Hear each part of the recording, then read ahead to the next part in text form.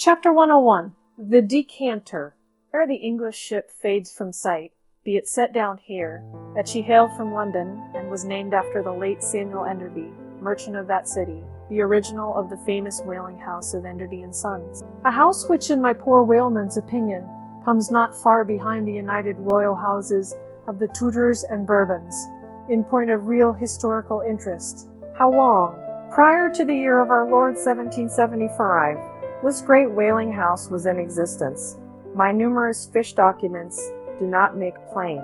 But in that year, 1775, it fitted out the first English ships that ever regularly hunted the sperm whale. But for some score of years previous, ever since 1726, our valiant Coffin and Macy's of Nantucket and the Vineyard had enlarged fleets pursued at Leviathan, but only in the North and South Atlantic, not elsewhere. Be it distinctly recorded here that the Nantucketers were the first among mankind to harpoon with civilized steel the great sperm whale, and that for half a century they were the only so harmed. In 1778, a fine ship, the Amelia, fitted out for the express purpose, and at the sole charge of the vigorous Enderdies, boldly rounded Cape Horn, and was the first among the nations to lower a whaleboat of any sort in the Great South Sea. The voyage was a skillful and lucky one, and returning to her berth, with her hold full of the precious sperm, the Amelia's example was soon followed by other ships, English and American, and thus the vast sperm whale grounds of the Pacific were thrown open. But not content with his good deed, the indefatigable house again bestirred itself. The British government was induced to send the sloop of war Rattler on a whaling voyage of discovery. Commanded by a naval post captain, the Rattler made a rattling voyage of it and did some service. How much does not appear, but this is not all. In 1819, the same house fitted out a discovery whale ship of their own to go on a tasting cruise to the remote waters of that ship, well called the Siren, made a noble experimental cruise. And it was thus that the great Japanese whaling ground first became generally known. The Siren in this famous voyage was commanded by a Captain Coffin, a Nantucketer. All honor to the Enderbys, therefore, whose house I think exists to the present day, though doubtless the original Samuel, must long ago have slipped his cable for the great South Sea of the other world. The ship named after him was worthy of the honor, being a very fast sailor and a noble craft everywhere. I boarded her once at midnight somewhere off the Patagonian coast and drank good flip down in the forecastle. It was a fine gam we had, and they were all trumps, every soul on board. A short life to them, and a jolly death. And that fine gam I had, long, very long after old Ahab touched her planks with his ivory heel, it minds me of the noble, solid, Saxon hospitality of that ship. May my parson forget me, and the devil remember me if I ever lose sight of it. Flip? Could I say we had flip? Yes, and we flipped it at the rate of 10 gallons the hour. And when the squall came, for it's squally off there by Patagonia, and all hands, visitors and all, were called to reef topsails, we were so top-heavy that each other aloft and bowline. And we ignorantly furled the skirts of our jackets into the sails, so that we hung there, reefed fast in the howling gale, a warning example to all drunken tars. However, the mast did not go overboard, and by we scrambled down, so sober that we had to pass the flip again, though the savage salt spray bursting down the forecastle scuttle rather too much diluted and pickled it to my case. The beef was fine, tough, but with body. They said it was bull beef. Others that it was dromedary. But I do not know. We had dumplings too. Small, but substantial, symmetrically globular, and indestructible dumplings. I fancied that you could feel them and roll them about in you after they were swallowed. If you stooped over too far forward, you risked their pitching out of you like billiard balls. The bread, but that couldn't be helped. Besides, it was an anti-scorbutte. In short, the bread contained the only fresh fare they had, but the forecastle was not very light, and it was very easy to step over into a dark corner when you ate it. But all in all, taking her from truck to helm, considering the dimensions of the spoiler, including his own live parchment. Fore and aft, I say, The Samuel Enderby was a jolly ship, of good fare and plenty, fine slip and strong, crack fellows all and capital, from boot heels to hatband. But why was it, think ye, that the Samuel Enderby, and some other English whalers I know of, not all though, were such famous, hospitable ships, but passed around the beat, the bread, and the can, and the joke, and were not soon weary of, eating and drinking and laughing? I will tell you, the abounding good cheer of these English whalers is matter for historical research, nor have I been at all sparing of historical whale research when it has seemed. The English were preceded in the whale fishery by the Hollanders, Zealanders, and Danes, from whom they derive many terms still extant in the fishery. And what is yet more, they're fat, old-fashioned, touching, plenty, to eat and drink. For, as a general thing, the English merchant ship scrimps her crew, but not so the English whaler. Hence, in the English, this thing of whaling good cheer is not normal and natural, but incidental and particular, and therefore must have some special origin, which is here pointed out, and will be still further elucidated. During my researches in the Leviathanic histories, I stumbled upon an ancient Dutch volume, which, by the musty whaling smell of it, I knew must be about whalers. The title was Dan Kolopman, wherefore I concluded that this must be the invaluable memoirs of some Amsterdam cooper in the fishery, as every whale ship must carry its cooper. I was reinforced in this opinion by seeing that it was the production of one Fitz Swackhammer. But my friend Dr. Snodhead, a very learned man, professor of Low Dutch and High German in the College of Santa Claus and St. Potts, to whom I handed the work for translation, giving him a box of sperm candles for his trouble. This same Dr. Snodhead, so soon as he spied the book, assured me that Dan Koopman did not mean the cooper, but the merchant. In short, this ancient and learned Low Dutch book treated of the commerce of Holland, and, among other subjects, contained a very interesting account of its whale fishery. And in this chapter, it was headed Sneer or Fat, but I found a long, detailed list of the outfits for the larders and cellars of the 180 sail of Dutch whalemen, from which list, as translated by Dr. Snodhead, I transcribed the following: 400,000 pounds of beef, 60,000 pounds Friesland pork, 150,000 pounds of stockfish, 550,000 pounds of biscuit, 72,000 pounds of soft bread, 2,800 firkins of butter, 20,000 pounds Texel and Leyden cheese, 144,000 pound cheese, probably an inferior article, 550 anchors of Geneva, 10,800 barrels of beer. Most statistical tables are parchingly dry in the reading.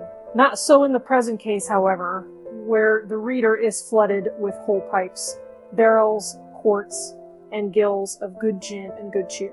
At the time, I devoted 3 days to the studious digesting of all this beer, beef, and furled, during which many profound thoughts were incidentally suggested to me, capable of a transcendental and platonic application.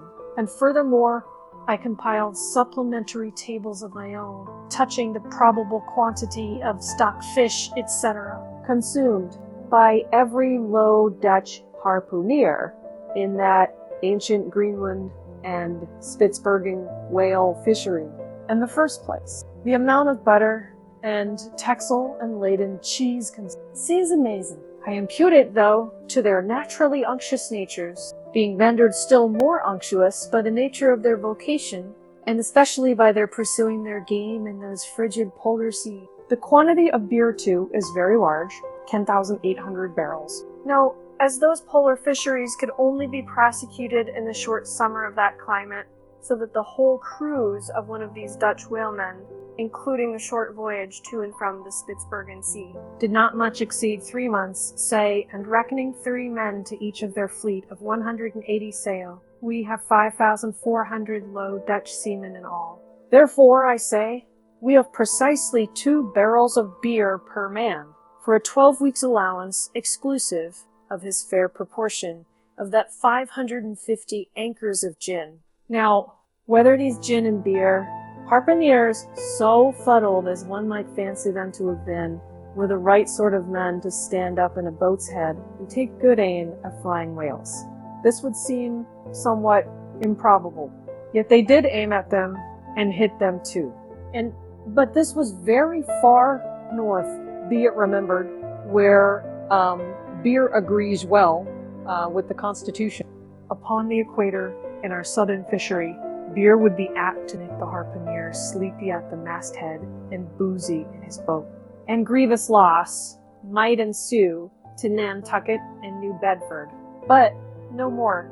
Enough has been said to show that the old Dutch whalers of 2 or 3 centuries ago were high livers, and that the English whalers have not neglected so excellent an example. For, say they, when cruising in an empty ship, if you can get nothing better out of the world, get a dinner out of it at least. And this empties the decanter. Chapter 102, A Bower in the Arsacides. Hitherto, in descriptively treating of the sperm whale, I have chiefly dwelt upon the marvels of his outer aspect, or separately and in detail upon some few interior structural features. But to a large and thorough sweeping comprehension of him, it behooves me now to unbutton him still further, and untagging the points of his hose, unbuckling his garters, and casting loose the hooks and the eyes of the joints of his innermost bones, set him before you in his ultimate, that is to say, in his unconditional skeleton. But how now, Ishmael? How is it that you, a mere oarsman in the fishery, pretend to know aught about the subterranean parts of the whale? Did erudite Stubb, mounted upon your capstan, deliver lectures on the anatomy of the cetacea, and by help of the windlass, hold up a specimen rib for exhibition? Explain myself, Ishmael. Can you land a full-grown whale on your deck for examination, as a cook dishes a roast pig? Surely not.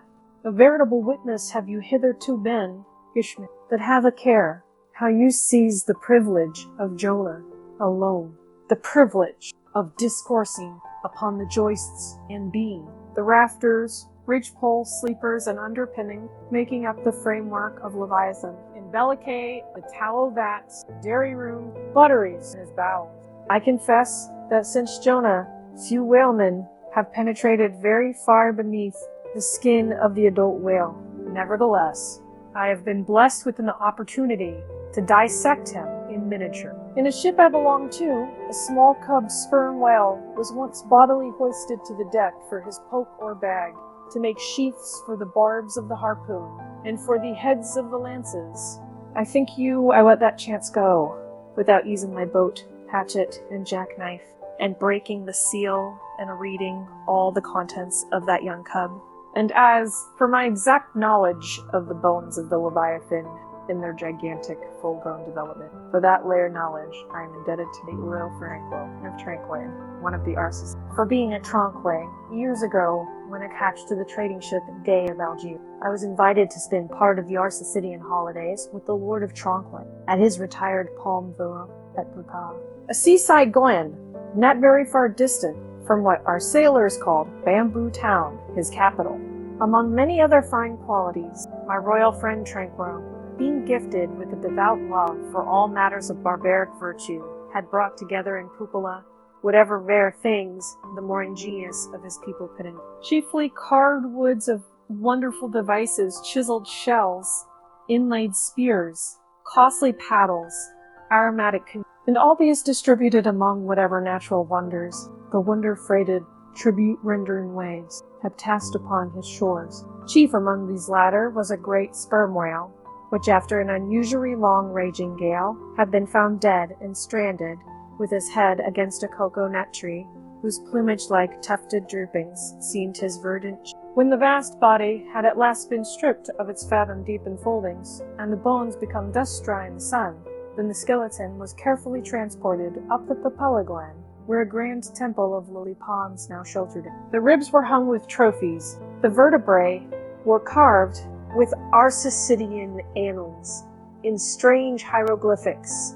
In the skull, priests kept up an unextinguished aromatic flame, so that the mystic head again sent forth its vapory spout, while, suspended from a bell, the terrific lower jaw vibrated over all the devotees, like the hair-hung sword that so affrighted the Mongols. It was a wondrous sight. The wood was green as mosses of the icy glen. The trees stood high and haughty, feeling their living sap. The industrious earth beneath was as a weaver's loom, with a gorgeous carpet on it, whereof the ground vine tendrils formed the warp and woof, and the living flowers the figures. All the trees, with all their laden branches, all the shrubs and ferns and grasses, the message, carrying air. All the unceasingly were active through the lacings of the leaves. The great sun seemed a flying shuttle, weaving the unwearied verdure. Oh, busy weaver, unseen weaver, pause, one word. Whither flows the fabric? What palace may it deck? Wherefore all these ceaseless toilings? Speak, weaver, stay thy hand. But one single word with thee. Nay, the shuttle flies, the figures float from forth the loom. The freshet rushing carpet forever slides away. The weaver god, he weaves, and by that weaving is he deafened, that he hears no mortal voice. And by that humming too, who look on the loom are deafened. And only when we escape it shall we hear the thousand voices that speak through it. For even so it is in all material factories. The spoken words but are inaudible among the flying spindle. Those same words are plainly heard without the walls, bursting from the opened casement. Thereby have villainies been detected. Then be heedful, for so, in all this din of the great world's loom, our subtlest thinkings may be overheard afar. Now, amid the green, life-restless loom of that Arsacidian wood, the great white horseshoe skeleton lay lounging, a gigantic idler. Yet, as the ever-woven verdant warp and woof intermixed and hummed around him, the mighty idler seemed the cunning weaver, himself all woven over with the vines, every month assuming greener, fresher verdure, but himself a skeleton, life-folded death, trellised life. The grim god wived youthful life, and begat him curly-headed glories. Now when with royal tranquil I visited this wondrous whale, and saw the skull and altar, and the artificial smoke ascending where the real jet had, I marveled that the king should regard a chapel as an object of. But more I marveled that the priest should swear that smoky jet of his. To and fro I paced before the skeleton, brushed the vines aside, broke through the ribs, and with a ball of Arsacidian twine, wandered, eddied long the winding shaded colonnades and arbors. But like soon my line was out, and following it back, I emerged from the opening where I saw no living thing within. Naught was there but bones. Cutting me a green measuring rod, I once more dived within the skeleton. From their arrows slit in the skull, the priests perceived me, caking the altitude of the final rid. How now? They shouted. No name was back, darst thou measure this, our god. That's for us. I priest. Well, how long do you... But hereupon a fierce contest rose among them, concerning feet and inches. They cracked each other's sconces with their yardstick. The great skull echoed, and seizing that lucky chance, I quickly concluded my own. These measurements I now propose to set before you. But first, be it recorded that in this matter, I am not free to utter any fancy measurement I please, because there are skeleton authorities you can refer to test my accuracy.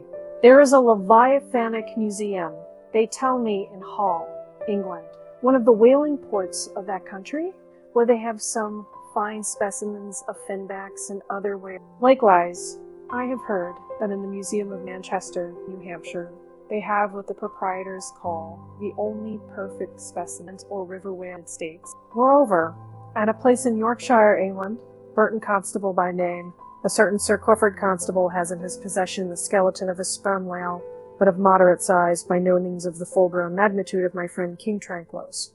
In both cases, The stranded whales, to which these two skeletons belong, were originally claimed by their proprietors upon similar grounds. King Tranquo seizing his because he wanted it, and Sir Clifford because he was lord of the seigneuries of those parts. Sir Clifford's whale has been articulated throughout, so that, like a great chest of drawers, you can open and shut him in all his bony cavities, spread out his ribs like a gigantic fan, and swing all day upon his lower jaw. Locks are to be put upon some of his trapdoors and shutters, and a footman will show round future visitors with a bunch of keys at his side. Sir Clifford thinks of charging tuppence for a peep at the whispering dowry in the spinal column, 3d to hear the echo in the hollow of his cerebellum, and 6d for the unrivaled view from his forehead. The skeleton dimensions I shall now proceed to set down are copied verbatim from my right arm, where I had them tattooed, as in my wild wanderings at that period. There was no other secure way of preserving such valuable statistics. But as I was crowded for space, and wished the other parts of my body to remain a blank page for a poem I was then composing, at least what untattooed parts, I did not trouble myself with the odd inches. Nor indeed should inches at all enter into a congenial measurement of the whale. Chapter 103. Measurement of the whale's skeleton. In the first place, I wish to lay before you a particular plain statement touching the living bulk of this Leviathan, whose skeleton you're briefly to exhibit. Such a statement may prove useful here, according to a careful calculation I've made, and which I partly base upon Captain Scoresby's estimate of 70 tons for the largest size Greenland whale of 60 feet in length. According to my careful calculation, I say a sperm whale of the largest magnitude, between 85 and 90 feet in length, and something less than 40 feet in its fullest circumference. Such a whale will weigh at least 90 tons, so that, reckoning 13 men to a ton, he would considerably outweigh the combined population of a whole village of 1,100 inhabitants. Think ye not, then, that brains like yoked cattle should be put to this Leviathan, to make him at all budge to any landsman's imagining, having already in various ways put before you his skull, spout hole, jaw, teeth, tail, forehead, fins, and divers other parts, I shall now simply point out what is most interesting. But as the colossal skull embraces so very large a proportion of the entire extent of the skeleton, as it is by far the most complicated part, and as nothing is to be repeated concerning it in this chapter, you must not fail to carry it in your mind or under your arm as we proceed, otherwise you will not gain a complete notion of the general structure we are about to view. In length, the sperm whale's skeleton and trinque measured 72 feet, so that when fully invested and extended in life, he must have been 90 feet long. For in the whale, the skeleton loses about 1/5 in length compared with the living body. Of the 72 feet, his skull and jaw comprised some 20 feet, leaving some 50 feet of plain backbone. Attached to this backbone, for something less than 1/3 of its length, was the mighty circular basket of ribs, which once enclosed his vitals. To me, this vast ivory ribbed chest, with the long, unrelieved spine, extending far away from it in a straight line, not a little resembled the whole of a great ship new laid upon the stocks, wherein only some 20 of her naked bow ribs are inserted, and the keel is otherwise for the time but a long disconnected timber.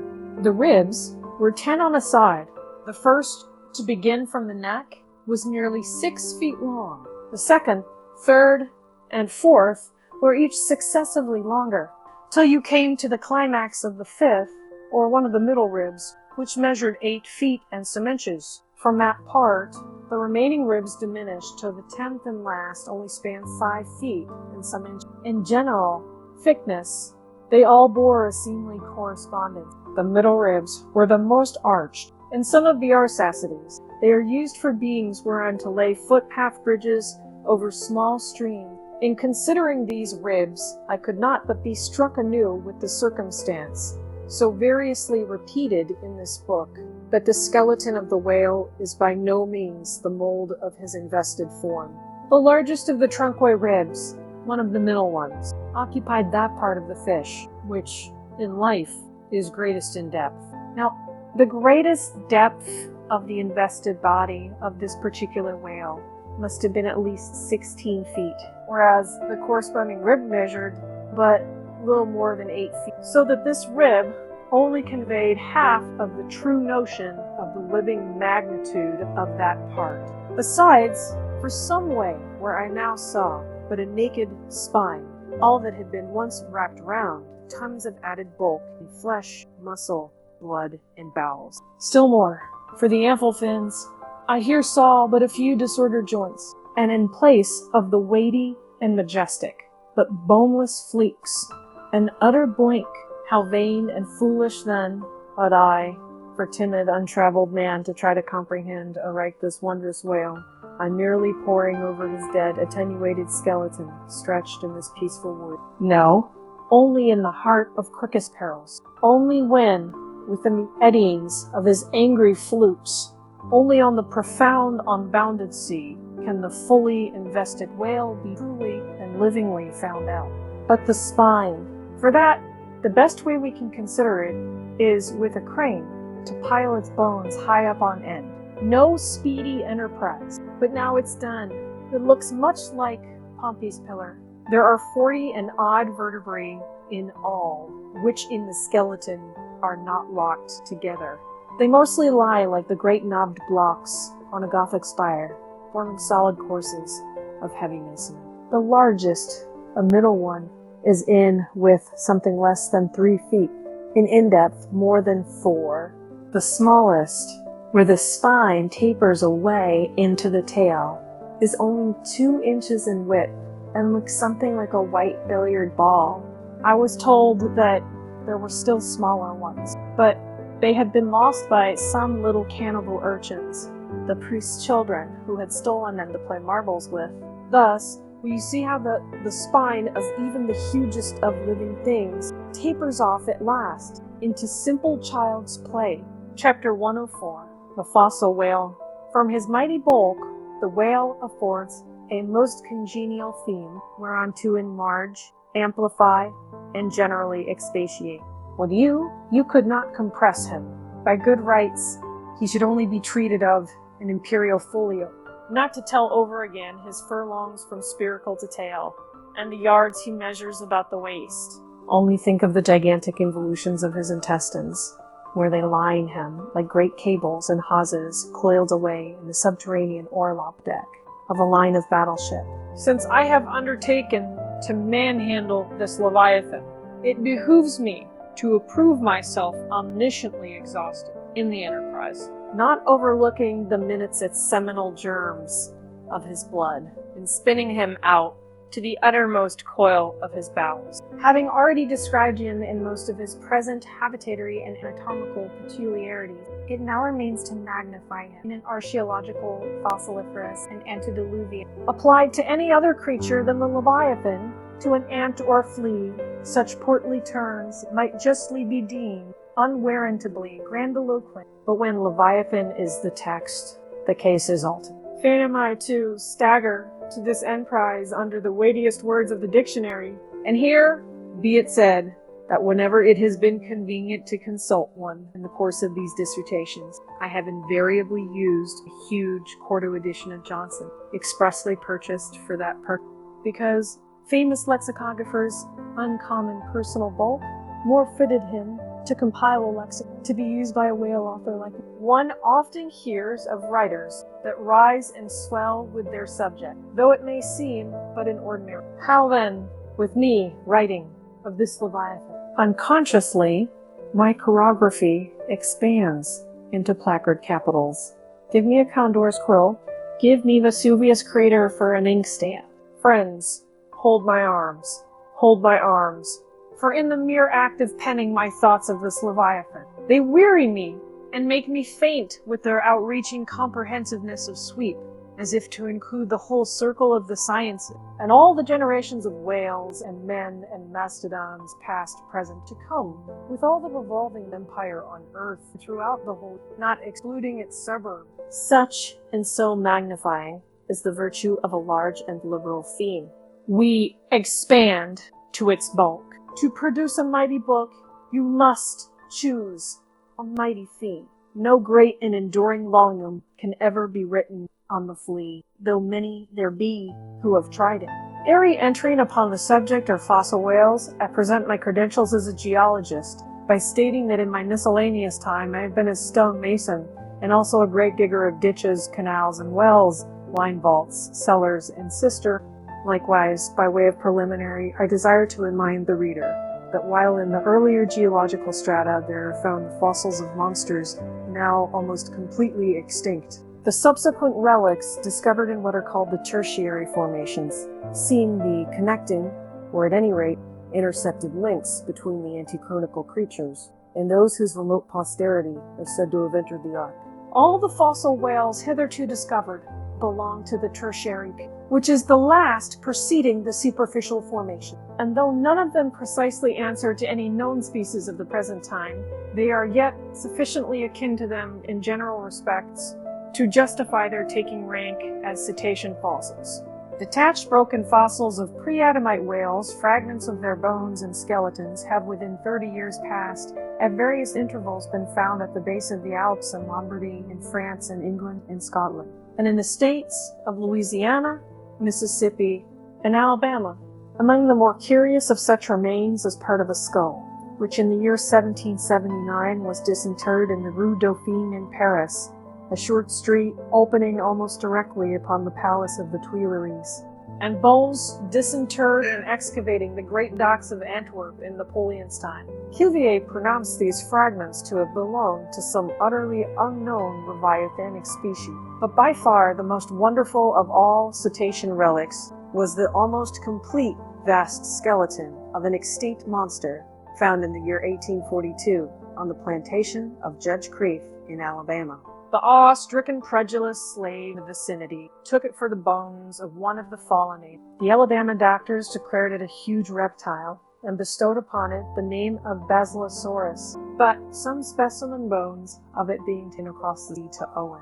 It turned out that this alleged reptile was a whale, though of a departed species. A significant illustration of the fact, again and again repeated in this book, that the skeleton of the whale furnishes but little clue to the shape of his fully invested body, so Owen rechristened the monster Zeuglodon, and in his paper read before the London Geological Society pronounced it, in substance, one of the most extraordinary creatures which the mutations of the globe have blotted out of existence. When I stand among these mighty leviathan skeletons, skulls, tusks, jaws, ribs, and vertebrae, all characterized by partial resemblances to the existing breeds of sea monsters, but at the same time, bearing on the other hand similar affinities to the annihilated antichronical leviathan, their incalculable. I am, by a flood, borne back to that wondrous period, ere time itself can be said to have begun, for time began with man. Here, Saturn's great chaos rolls over me, and I obtain dim, shuddering glimpses into those polar eternities, when wedged bastions of ice pressed hard upon what are now the tropics. And in all the 25,000 miles of this world's circumference, not an inhabitable hand's breadth of land was visible.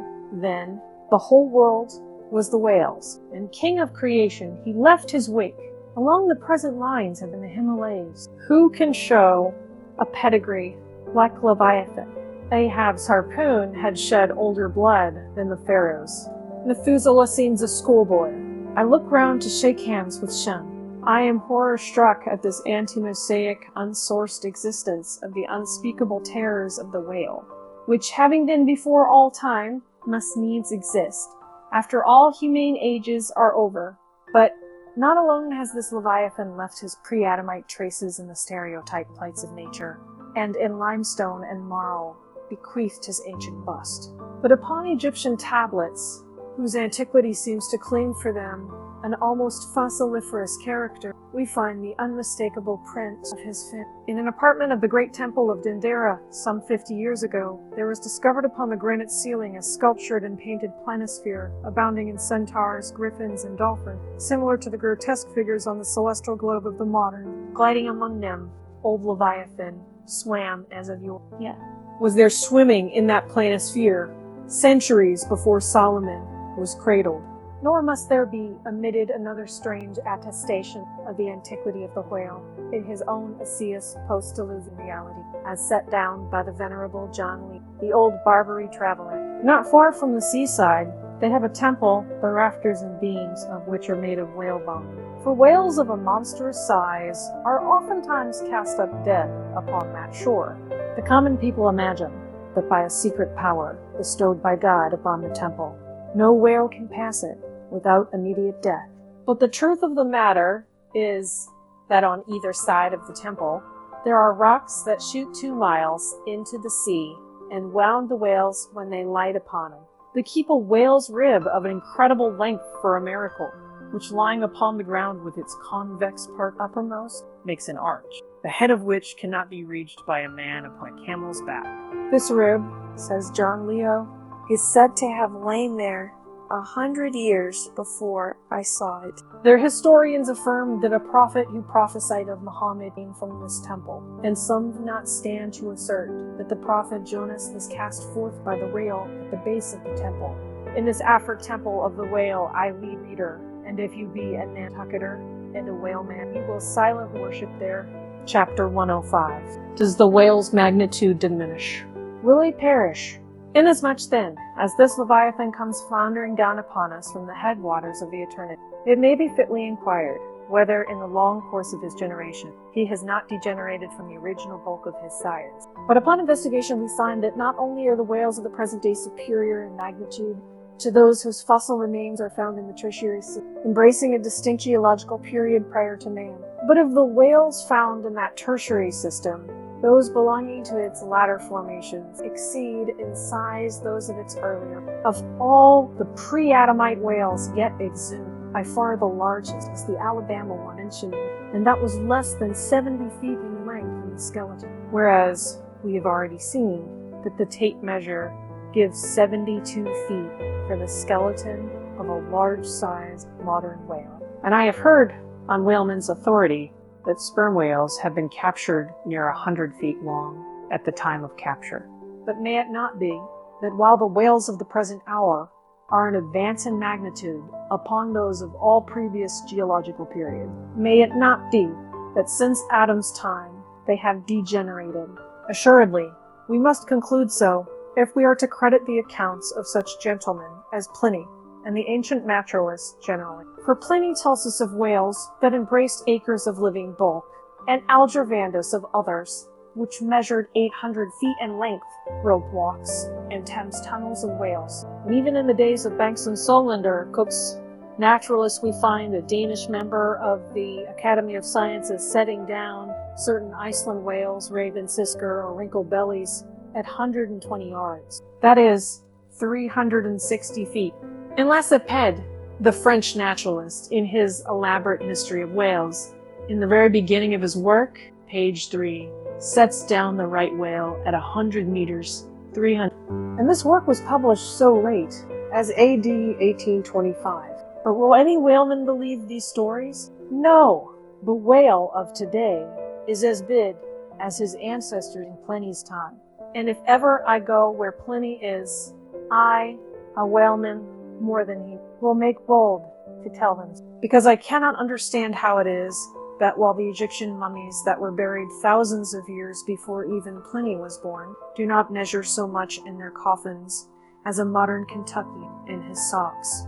And while the cattle and other animals sculptured on the oldest Egyptian and Nineveh tablets by the relative proportions in which they are drawn, just as plainly far-bred, stall-fed prize cattle of Smithfield. In the face of all this, I will not admit that of all animals, the whale alone should have degenerated. But still another inquiry remains, one often agitated by the more recondite Nantucketers, whether owing to the almost omniscient lookouts at the mastheads of the whale ships, now penetrating even through Bering Straits and into the remotest secret drawers and lockers of the world.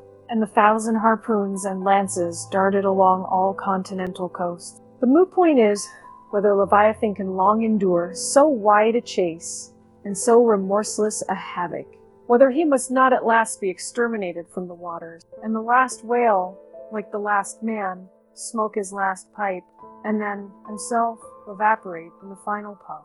Comparing the humped herds of whales with the humped herds of buffalo, which, not 40 years ago, overspread by tens of thousands the prairies of Illinois and Missouri, and shook their iron mane, and scowled with their thunder-clouded brows upon the sites of populous river capitals, where now the polite broker sells you land at $1. In such a comparison, an irresistible argument would seem furnished to show that the hunted whale cannot now escape speedy extinction. Though you must look at this matter in every light. Though so short a period ago not a good lifetime, the census of the buffalo in Illinois exceeded the census of men now in London, and though at the present day not one horn or hoof of them was in all that region, and though the cause of this wondrous extermination was the spear of man, yet the far different nature of the whale hunt peremptorily forbids so inglorious an end to the Leviathan. 40 men in one ship, hunting the sperm whales for 48 months, think they have done extremely well, and thank God, if at last they carry home the oil of 40 fish, whereas in the days of the old Canadian and Indian hunters and trappers of the West, when the far West, in whose sunset suns still rise, was a wilderness and a virgin, the same number of moccasined men, for the same number of months, mounted on horse instead of sailing in ships, would have slain not 40, but 40,000 and more buffaloes, a fact that, if need were, could be statistically stated. Nor, considered aright, does it seem any argument in favor of the gradual extinction of the sperm whale, for example, that in former years, the latter part of the last century, say these leviathans in small pods, were encountered much oftener than at present, and in consequence, the voyages were not so prolonged and were also much more remunerative. Because, as has been elsewhere noticed, those whales, influenced by some views to safety, now swim the seas in immense caravans, so that to a large degree the scattered solitaries yoked in schools of other days are now aggregated into vast but widely separated unfrequent armies. That's all. And equally fallacious seems the conceit, but because of the so-called whalebone whales no longer haunt many grounds in former years abounding with them, hence that species also is declining, for they are only being driven from promontory to cape. As if one coast is no longer enlivened with their jets, then be sure some other and remoter strand has been very recently startled by the unfamiliar spectacle. Furthermore, concerning these last mentioned leviathans, they have 2 firm fortresses which, in all human probability, will forever remain impregnable. And as upon the invasion of their valleys, the frosty Swiss have retreated to their mountain. So, hunted from the savannas and glades of the Middle Seas, the whalebone whales can at last resort to their polar citadels, and diving under the ultimate glassy barriers and walls there, come up among icy fields and floes, and in a charmed circle of everlasting December, bid defiance to all pursuit from man. But as perhaps 50 of these whalebone whales are harpooned for 1 cachalot, some philosophers of the forecastle have concluded that this positive havoc has already very seriously diminished their battalion. But though for some time past, a number of these whales, not less than 13,000, have been annually slain on the northwest coast by the Americans alone, yet there are considerations which render even this circumstance of little or no account as an opposing argument in this matter. Natural as it is to be somewhat incredulous concerning the populousness of the more enormous creatures of the globe, yet what shall we say to Harto, the historian of Goa, when he tells us that at one hunting, the king of Siam took 4,000 elephants, that in those regions, elephants are numerous as droves of cattle in the temperate climes, and there seems no reason to doubt that if these elephants which have now been hunted for thousands of years by Semiramis, by Porus, by Hannibal, and by all the successive monarchs of the East. If they still survive there in great numbers, much more may the great whale outlast all hunting, since he has a pasture to expatiate in, which is precisely twice as large as all Asia, both Americas, Europe, and Africa, New Holland, and all the isles of the sea combined. Moreover, we are to consider that from the presumed great longevity of whales, they're probably attaining the age of a century and more. Therefore, at any one period of time, several distinct adult generations must be contemporary. And what that is, we may soon gain some idea of by imagining all the graveyards, cemeteries, and family vaults of creation yielding up the live bodies of all the men, women, and children who were alive 75 years, and adding this countless host to the present human population of the globe. Wherefore, for all these things, we account the whale immortal in his species, however perishable in his individuality. He swam the seas before the continents broke water. He once swam over the site of the Tuileries and Windsor Castle and the Kremlin. In Noah's flood, he despised Noah's Ark. And if ever the world is to be again flooded, like the Netherlands, to kill off its rats, then the eternal whale will still survive, and rearing upon the topmost crest of the equatorial flood, spout his false defiance to the sky. Chapter 106. Ahab's Leg. The precipitating manner in which Captain Ahab had quitted the Samuel Enderby of London had not been unattended with some small violence to his own person. He had lighted with such energy upon a thwart of his boat that his ivory leg had received a half-splintering shock, and when after gaining his own deck and his own pivot hold there, he so vehemently wheeled round with an urgent command of the steersman, it was, as ever, something about his not steering inflexibly. Then the already shaken ivory received such an additional twist and wrench that though it still remained entire, and to all appearances lusty, yet Ahab did not deem it entirely trustworthy. And indeed, it seems small matter for wonder that for all his pervading mad recklessness, Ahab did at times give careful heed to the condition of that dead bone upon which he partly stood. For it had not been very long prior to the Pequod sailing from Nantucket that he had been found one night lying prone upon the ground, and insensible, by some unknown and seemingly inexplicable, unimaginable casualty, his ivory limb having been so violently that it had stake-wise smitten, and all but pierced his groin. Nor was it without extreme difficulty that the agonizing wound was entirely cured, nor at the time had it failed to enter his monomaniac mind, that all the anguish of that then present suffering was but the direct issue of a former woe. And he too plainly seemed to see that as the most poisonous reptile of the marsh perpetuates his as inevitably as the sweetest songs of the grove, so, equally, with every felicity, all miserable events do naturally beget their like. More than equally, thought Ahab, since both the ancestry and posterity of grief go further than the ancestry and posterity of joy.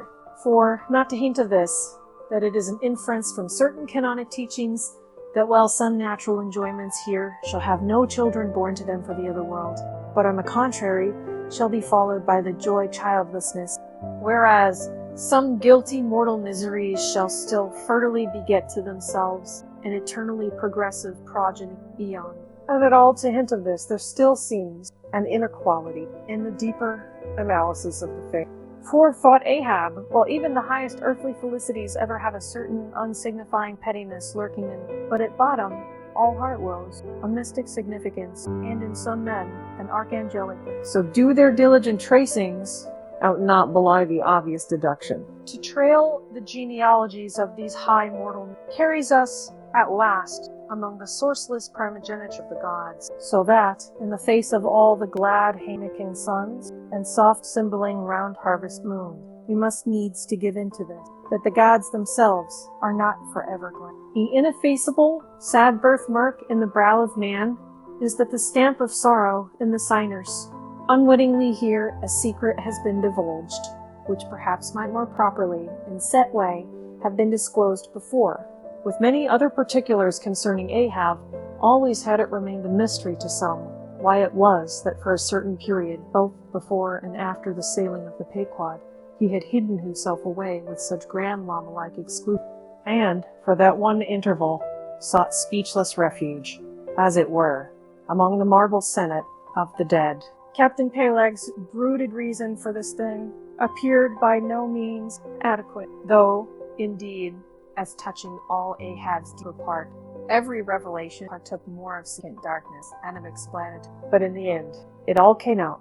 This one matter did, at least. That direful mishap was at the bottom of his temporary recluseness.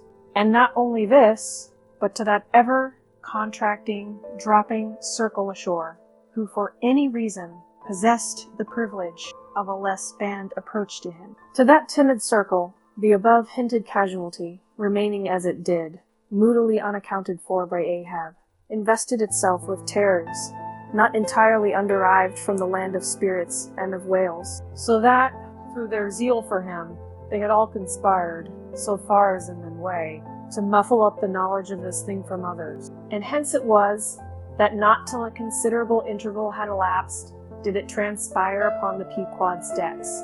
But be all this as it may, what the unseen ambiguous synod in the air, or the vindictive princes and potentates of fire, have to do or not with earthly Ahab, yet in this present matter of his leg, he took plain practical procedures. He called the carpenter, and when that functionary appeared before him, he bade him, without delay, set about making a new leg, and directed the mates to see him supplied with all the studs and joists of jaw ivory, sperm whale, which had thus far been accumulated on the voyage, in order that a careful selection of the stoutest, clearest grained stuff might be secured. This done, the carpenter received orders to have the leg completed that night, and to provide all the fittings for it, independent of those pertaining to the distrusted one. Moreover, the ship's forge was ordered to be hoisted out of its temporary idleness in the hold, and, to accelerate the affair, the blacksmith was commanded to proceed at once to the forging of whatever iron contrivance might be needed. Chapter 107. You carpenter, seat thyself sultanically among the moons of Saturn, and take high abstracted man alone. See, and he seems a wonder, a grandeur, and a woe. But from the same point, take mankind in mass, and for the most part, they seem a mob of unnecessary duplicates, both contemporary and hereditary. But most humble though he was, and far from furnishing a pool of the high abstraction, the Pequod's carpenter was no duplicate. Hence he now comes in person on this stage. Like all sea-going ship carpenters, and more especially those belonging to whaling vessels, he was, to a certain off-handed practical extent, alike experienced in numerous trades and callings collateral to the carpenter's pursuit, being the ancient and outbranching trunk of all those numerous handicrafts which more or less have to do with wood as an auxiliary material. But besides the application to him of the generic remark above, this carpenter of the Pequod was singularly efficient in these thousand nameless mechanical emergencies continually recurring in a large ship.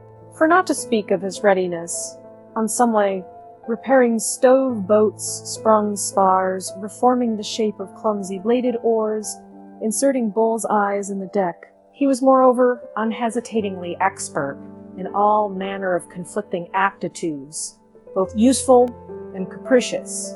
The one grand stage where he enacted all his various parts so manifold was his vice bench, a long, rude, ponderous table, furnished with several vices of different sizes, and both of iron and of wood. At all times, except when whales were alongside, this bench was securely lashed aftwards against the rear of the trireme. A belaying pin is found too large to be easily inserted into its hole. The carpenter claps it into one of his ever-ready vices, and straightway files it smaller. A lost land bird of strange plumage strays on board, and is made a captive. Out of clean-shaved rods of right whalebone and cross-beams of sperm whale ivory, the carpenter makes a pagoda with an oarsman springs it. The carpenter conquers a soothing lotion. Staub longed for vermilion stars to be painted upon the blade of his every oar, screwing each oar in his big vise of wood. The carpenter symmetrically supplies the constellation. A sailor takes a fancy to wear sharp bone earrings. The carpenter drills his ears. Another has the toothache, the carpenter outpin and clapping one hand upon his bids him. But the poor fellow unmanageably winces under the unconcluded operation. Whirling round the handle of his wooden vice, the carpenter signs him to clap his jaw in that, if he would have him draw the tooth. Thus, this carpenter was prepared at all points, and alike indifferent and without respect in all. Teeth he accounted bits of ivory. Heads he deemed but top blocks. Men themselves he lightly held for capstans. But while now upon so wide a field thus variously accomplished, and with such liveliness of expertness in him too, all this would seem to argue some uncommon vivacity of intelligence. But not precisely so, for nothing was this man more remarkable than for a certain impersonal stolidity, as it were. Impersonal, I say, for it so shaded off into the surrounding infinite of things that it seemed one with the general stolidity discernible in the whole visible world, which while pauselessly active in uncounted modes, still eternally holds its peace and ignores you, though you dig foundations for cathedral. Yet was this half horrible stolidity, involving too, as it appeared, an all ramifying heartlessness. Yet was it oddly dashed at times, with an old crutch-like antediluvian, wheezing humorousness, not unstreaked now and then with a certain grizzled wittiness, such as might have served to pass the time during the midnight watch on the bearded forecastle of Noah's Ark. Was it that this old carpenter had been a lifelong wanderer, whose much rolling to and fro not only had gathered no moss, but what is more, had rubbed off whatever small outward cleans might have originally pertained to him? He was a stripped abstract, an unfractioned, uncompromised as a newborn babe, living without premeditated reference to this world or the next. I might almost say that this strange uncompromisedness in him involved a sort of unintelligence. For in his numerous trades, he did not seem to work so much by reason or by instinct, or simply because he had been tutored to it, or by any intermixture of all these even or uneven, merely by a kind of deaf and dumb, spontaneous literal process. He was a pure manipulator. His brain, if he had ever had one, must have early oozed along into the muscles of his. He is like one of those unreasoning, but still highly useful, Moulton and Parvell, Sheffield contrivances, assuming the exterior, though a little swelled, of a common pocket knife, but containing not only blades of various sizes, but also screwdrivers, corkscrews, tweezers, awls, pins, rulers, nail filers, countersinkers. So, if his superiors wanted to use the carpenter for a screwdriver, all they had to do was to open that part of him, and the screw was fast. Or, if for tweezers, take him up by the legs. Yet, as previously hinted, this omnitooled, open and shut carpenter was, after all, no mere machine of an automaton. If he did not have a common soul in him, he had a subtle something that somehow, anomalously, did its duty. What that was, whether essence of quicksilver or a few drops of hartshorn, there is no telling. But there it was, and there it had abided, for now, some 60 years or more. And this is what it was, this same unaccountable, cunning life principle in him. This it was that kept him a great part of the time soliloquizing, but only like an unreasoning wheel, which also hummingly soliloquized, or rather, his body was a sentry box and this soliloquizer on guard there, and talking all the time to keep himself awake. Chapter 108. Ahab and the Carpenter. The deck, first night watch. Carpenter standing before his vice, and by the light of 2 lanterns, busily filing the ivory joist is firmly fixed. Slabs of ivory, leather straps, pads, screws, and various tools of all sorts lying about the bench. Forward, the red flame of the forge is seen where the blacksmith at work. Drack the file and drack the bone. That is hard, which should be soft, and that is soft, which should be hard. So we go? Who fired old jaws and shin bones? Let's try another. Now, this works better. Sneezes. Halala. This bone desk is sneezes. Why? It's sneezes. Yes, it's sneezes, bless my soul. It won't let me speak. This is what an old fellow gets now for working in dead lumber. Saw a live tree, and you don't get this dust. Amputate a live bone, and you don't get it. Sneezes. Come, come, you old smut. There, bear a hand, and let's have that ferrule and buckle screw. I'll be ready for them presently. Lucky now? Sneezes. There's no knee joint to make. That might puzzle a little. But a mere shin bone, why, it's easy as making hot pulls. Only I should like to put a good finish on. Time, time. If I but only had the time, I could turn him out as neat a leg now as ever. Sneezes. Scraped to a lady in a parlor. Those buckskin legs, calves of legs I've seen shopping wouldn't compare at all. They soap water? They do. And of course, get rheumatic and have to be doctored. Sneezes with washes and lotions, just like live legs. There. Before I saw it off, now, I must call his old Mogul ship and see whether the length will be all right. Too short. If anything, I guess. Ha! That's the heel. We are in luck. Here he comes. Or it's somebody else. That's certain. Ab, advancing. During the ensuing scene, the carpenter continues sneezing at times. Well, manmaker, just in time, sir. If the captain pleases, I will now mark the length. Let me measure, sir. Measured for a leg. Good. Well, it's not the first time. About it. Fair. Keep thy finger on it. This is a cogent vice thou hast here, carpenter. Me feel its grip once. So. It does pinch some. Oh, sir, it will break bones. Beware, beware, beware. No fear. I like a good grip. I like to feel something in this slippery world that can hold, man. What's Prometheus about there? The blacksmith. I mean, what's he about? He must be forging a buckle screw, sir. Now, right? It's a partnership. He supplies the muscle part. He makes a fierce red flame there. Aye, sir. He must have the white heat for this kind of fine work. So he must. I do deem it now a most meaning thing that old Greek Prometheus, who made men, they say, should have been a blacksmith and animated them with fire. For what's made in fire must properly belong to fire. And so hell's probable. How the soup flies! This must be the remainder the Greek made the Africans of.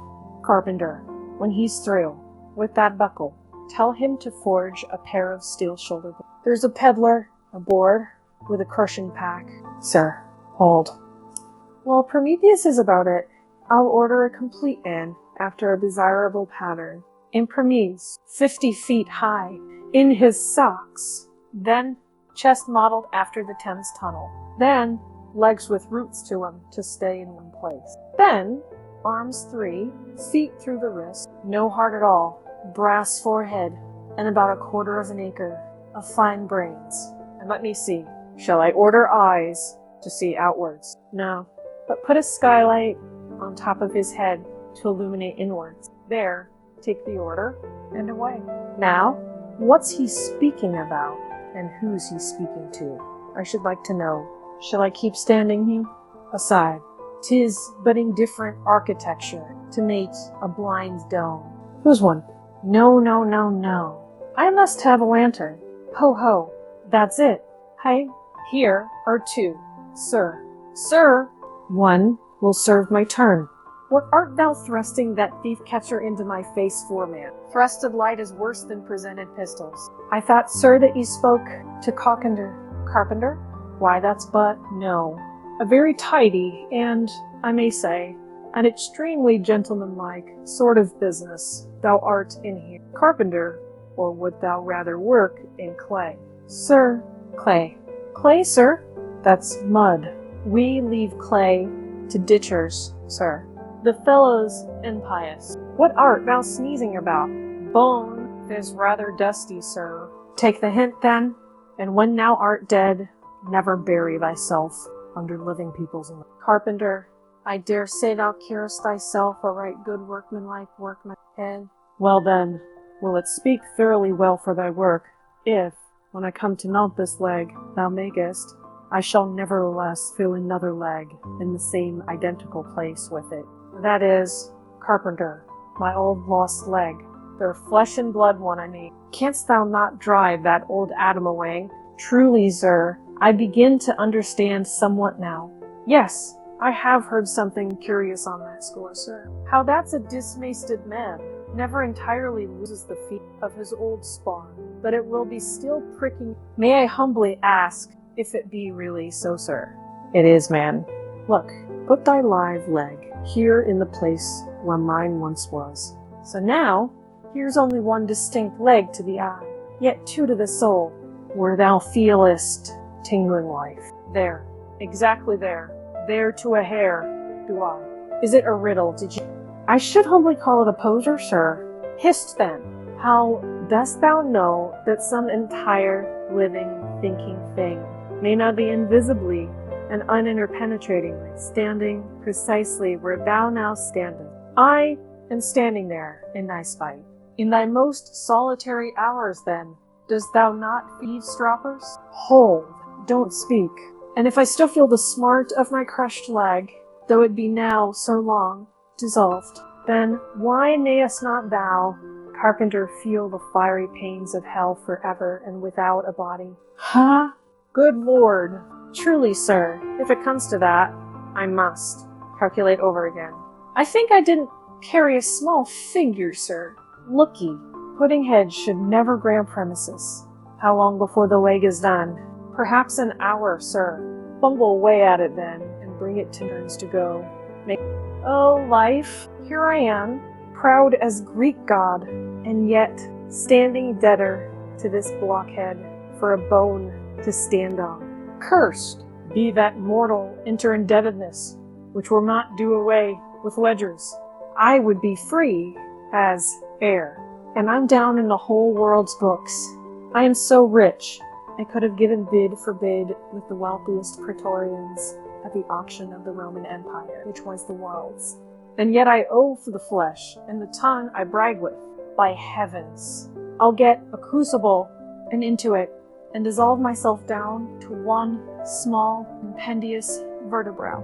So, carpenter, resuming his Stubb knows him best of all, and Stubb always says he's queer. Says nothing but that one sufficient little word, queer. He's queer, says Stubb. He's queer, queer, queer, and keeps dining it into Mr. Starbuck all the time. Queer, sir. Queer, queer, very queer. And here's his leg? Yes. Now that I think of it, here's his bed shovel. Has a stick of whale's jawbone for a wife, and this is his leg. He'll stand on this. What was that now? About one leg standing in three places, and all three places standing in hell. How was that? Oh, I don't wonder he looked so scornful at me. I'm a sort of strange-thoughted sometimes, they say, but that's only haphazard-like. Then, a short little old body like me should never undertake to wade out into deep waters with tall, heron-built captains. The water chucks you under the chin pretty quick, and there's a great cry for lifeboats. And here's the heron's leg, long and slim, sure enough. Now, for most folks, one pair of legs lasts a lifetime, and that must be because they use them mercifully, as a tender-hearted old lady uses her roly-poly old coach horses. But Ahab, and oh, he's a hard driver. Look, driven one leg to death, and spavined the other for life, and now wears out bone legs by the cord. Hello there, you smut. I would perceive. They're a hand there with their screws, and let's finish it before the resurrection fellow comes a-calling with his horn for all legs, true or false, as brewery men go around collecting old beer barrels to fill them up again. What a leg this is. It looks like a real live leg, filed down to nothing but the core. He'll be standing on this tomorrow. He'll be taking altitudes on it. Aloha. I almost forgot the little oval slate, smoothed ivory, where he figures out the latitude. So. chisel, file, and sandpaper. Now, Chapter 109. Ahab and Starbuck in the cabin. According to usage, they were pumping the ship, and lo, no inconsiderable oil came up with the water. The casks below must have sprung a bad. Much concern was shown, and Starbuck went down into the cabin to report this unfavorable affair. In sperm whalemen, with any considerable quantity of oil on board, it is a regular semi-weekly duty to conduct a hose into the hold and drench the casks with seawater, which afterwards, at varying intervals, is removed by the ship's pumps. Hereby, the casks are sought to be kept damp-lie tight, while by the changed character of the withdrawn water, the mariners readily detect any serious leakage in the precious cargo. Now, from the south and west, Pequod was drawing nigh to Formosa and the Vichy Isles, between which lies one of the tropical outlets from the China waters into the Pacific. And so, Starbuck found Ahab with a general chart of the Oriental archipelagos spread before him, and another separate one representing the long eastern coasts of the Japanese island, Niphone, Natsumai, and Shikoku. With his snow-white new ivory leg braced against the screwed leg of his table, and with the long pruning hook of a jackknife in his hand, the wondrous old man, with his back to the gateway door, was wrinkling his brow and tracing his old course. "Who's there?" Hearing the footstep at the door, but not turning round to it. On deck. "Begone, Captain Ahab mistakes. It is I. The oil in the hold is leaking, sir. We must have Burtons and break out. Burtons and break out. Now that we are nearing Japan, heave to here for a week to tinker a parcel of old hoops. Either do that, sir, or waste in one day more oil than we may make good in a year. But we come 20,000 miles to get is worth saving, sir. So it is, so it is. If we get it, I was speaking of the oil in the hold, sir, and I was not speaking or thinking of that at all. Begone, let it leak. I'm all a leak myself. Aye, leaks and leaks. Not only full of leaky casks, but those leaky casks are in a leaky ship. And that's a far worse plight than the Pequod's, man. Yet I don't stop to plug my leak, for who can find it in the deep-loaded hull, or how hope to plug it, even if found in this life's howling dale? Starbuck, I'll not have the Burtons hoisted. What will the owners say, sir? Let the owners stand on Nantucket Beach and out-yell the typhoon. What cares, Ahab? Owners? Owners. Thou art always prating to me, Starbuck, about those miserly owners, as if the owners were my conscience. But look ye, the only real owner of anything is its commander, and hark ye, my conscience is in this ship's keel. On deck, Captain Ahab, said the Regni mate, moving further into the cabin, with a daring so strangely respectful and cautious that it almost seemed not only every way seeking to avoid the slightest outward manifestation of itself, a better man that I might well pass over in the way what he will quickly enough resent in a younger man. Aye, and in a happier Captain Ahab. Devils, dost thou then so much as dare on deck? Sir, not yet. I do entreat, and I do dare, sir, to be forbearing. Shall we not understand each other better than hitherto, Captain Ahab? Ahab seized a loaded musket from the rack, forming part of most South Seaman's cabin furniture, and pointing it towards Starbuck, exclaimed, "There is one God that is Lord over the earth, and one captain that is Lord over the Pequod." On deck, for an instant, in the flashing eyes of the mate, and his fiery cheeks, you would have almost thought that he had really received the blaze of the leveled tube. But mastering his emotion, he half calmly rose, and as he quitted the cabin, paused for an instant and said, "Thou hast outraged, not insulted me, sir. But for that, I ask thee not to beware of Starbuck. Thou wouldst but laugh. But let Ahab beware of Ahab. Beware of thyself, old man. He waxes brave, but nevertheless old days. Most careful bravery that," murmured Ahab, as Starbuck disappeared. What's that he said? Ahab, beware of Ahab. There's something there. Ahab, then unconsciously using the musket for a staff. With an iron brow, he paced to and fro in the little cabin. But presently, the thick plates of his forehead relaxed, and returning the gun to the rack, he went to the deck.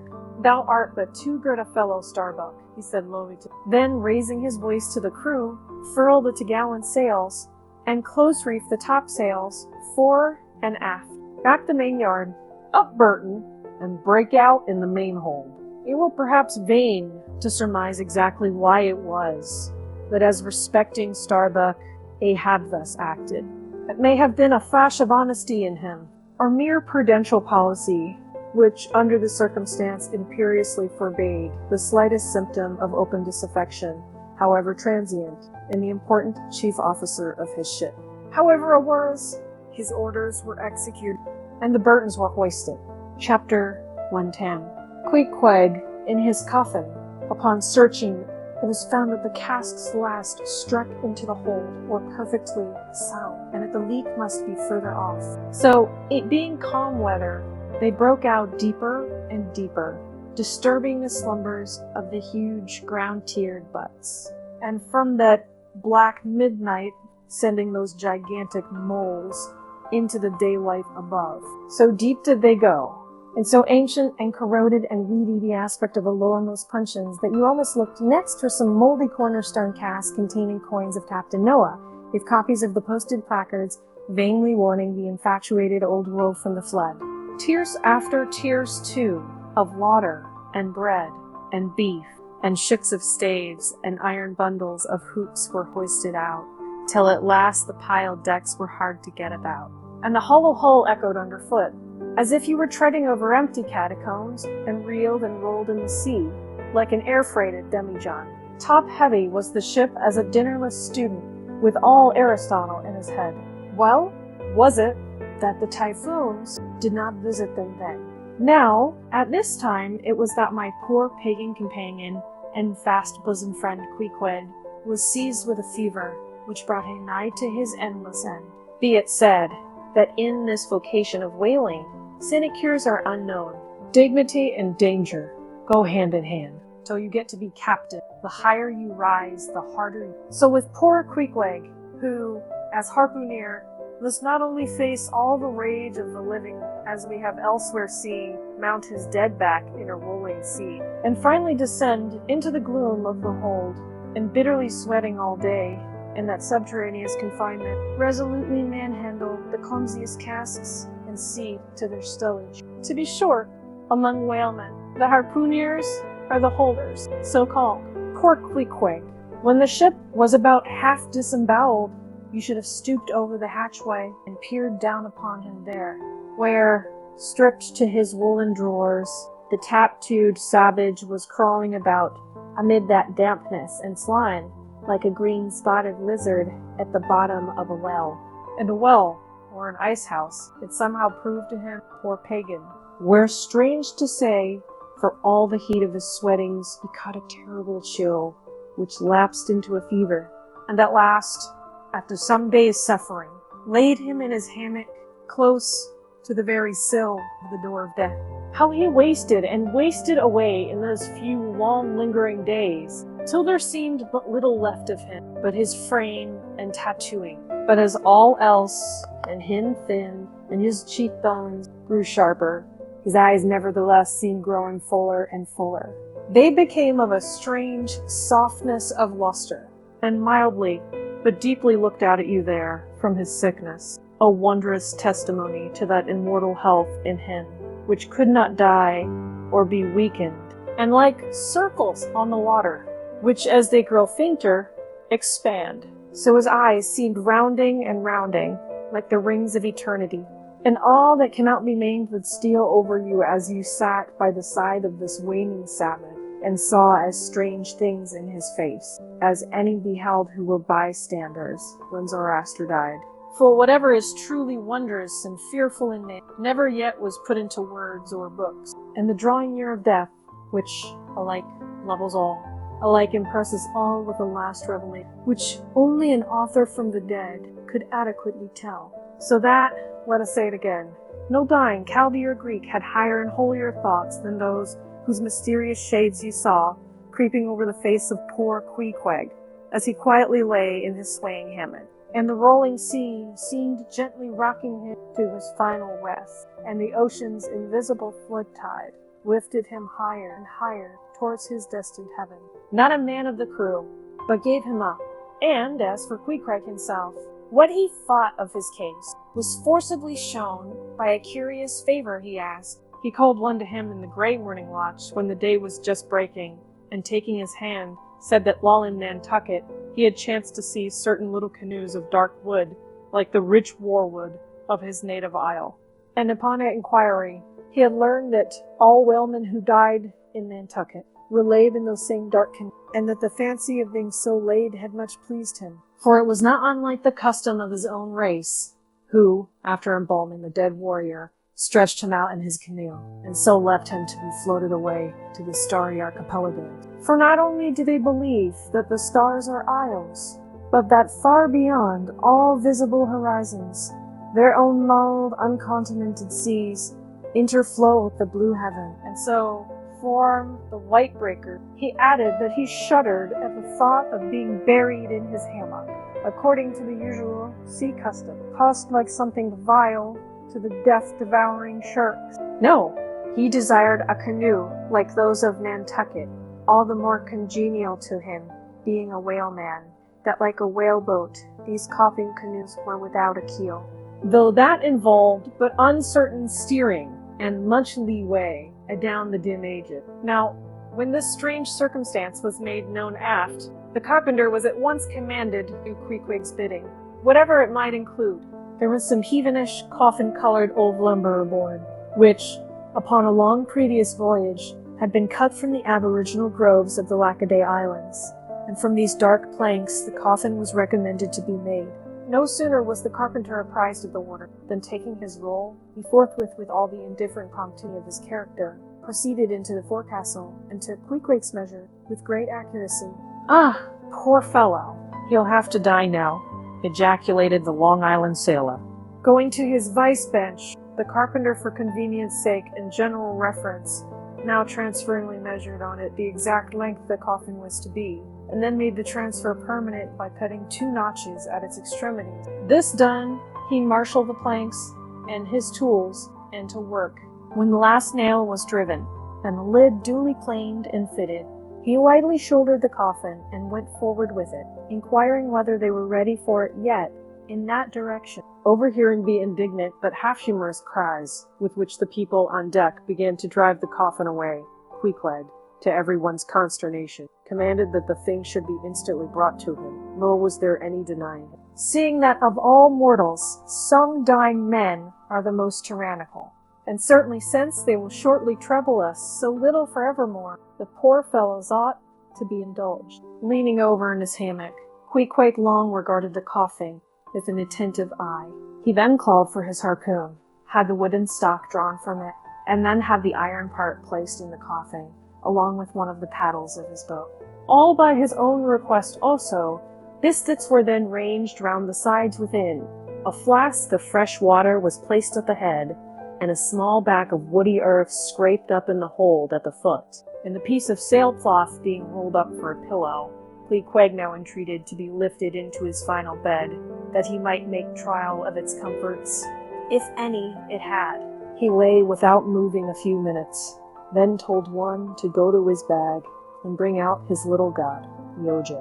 Then, crossing his arms on his breast with Yojo between, he called for the coffin lid, Hash he called it, to be placed over him. The head part turned over with a leather hinge, and there lay Queequeg in his coffin little. But his composed countenance, "Where am I? It will do. It is easy," he murmured at last, and signed to be replaced in his hammock.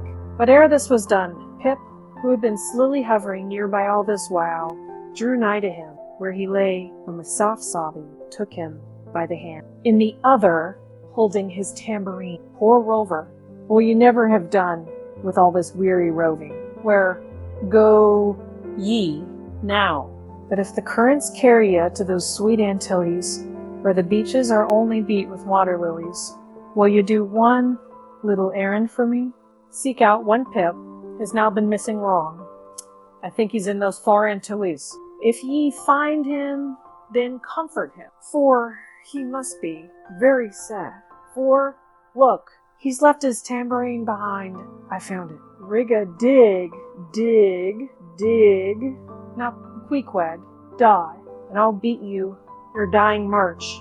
I have heard, murmured Starbuck, gazing down the scuttle, that in violent fevers, men, all ignorance, have talked in ancient tongues, and that when the mystery is probed, it turns out always that in their wholly forgotten childhood, those ancient tongues have been really spoken in their hearing by some lofty scholars. So, to my fond faith, poor Pip, in this strange sweetness of his lunacy, brings heavenly vouchers of all our heavenly homes. Where learned he that but there? Hark, he speaks again, but more wildly. Form, 2, and 2. Let's make a general of him. Ho, where's his harpoon? Lay it across here. Rig, huzzah! Oh, for a game cock now, to sit upon his head and crow. Queequeg dies game. Mind ye that, the Queequeg dies game. Take ye good heed of that. Queequeg dies game, I say. Game. But base, little Pip, he died a coward. Died all a shiver, out upon Pip. Hark ye. If you find Pip, tell all the Antilles he's a runaway. A coward. Tell them he jumped from a whaleboat. I'd never beat my tambourine over base Pip, and hail him general. If he were once more dying, shame upon all cowards. Shame upon them. Let him go drown like Pip, that jumped from a whaleboat. During all this, Queequeg lay with closed eyes, as if in a dream.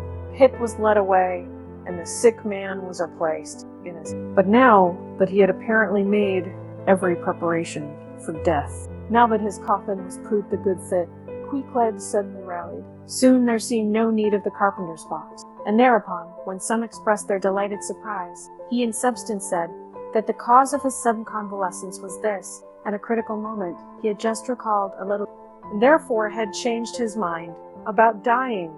He could not die yet, he averred. They asked him then whether to live or die was a matter of his own sovereign will and pleasure. He answered, certainly.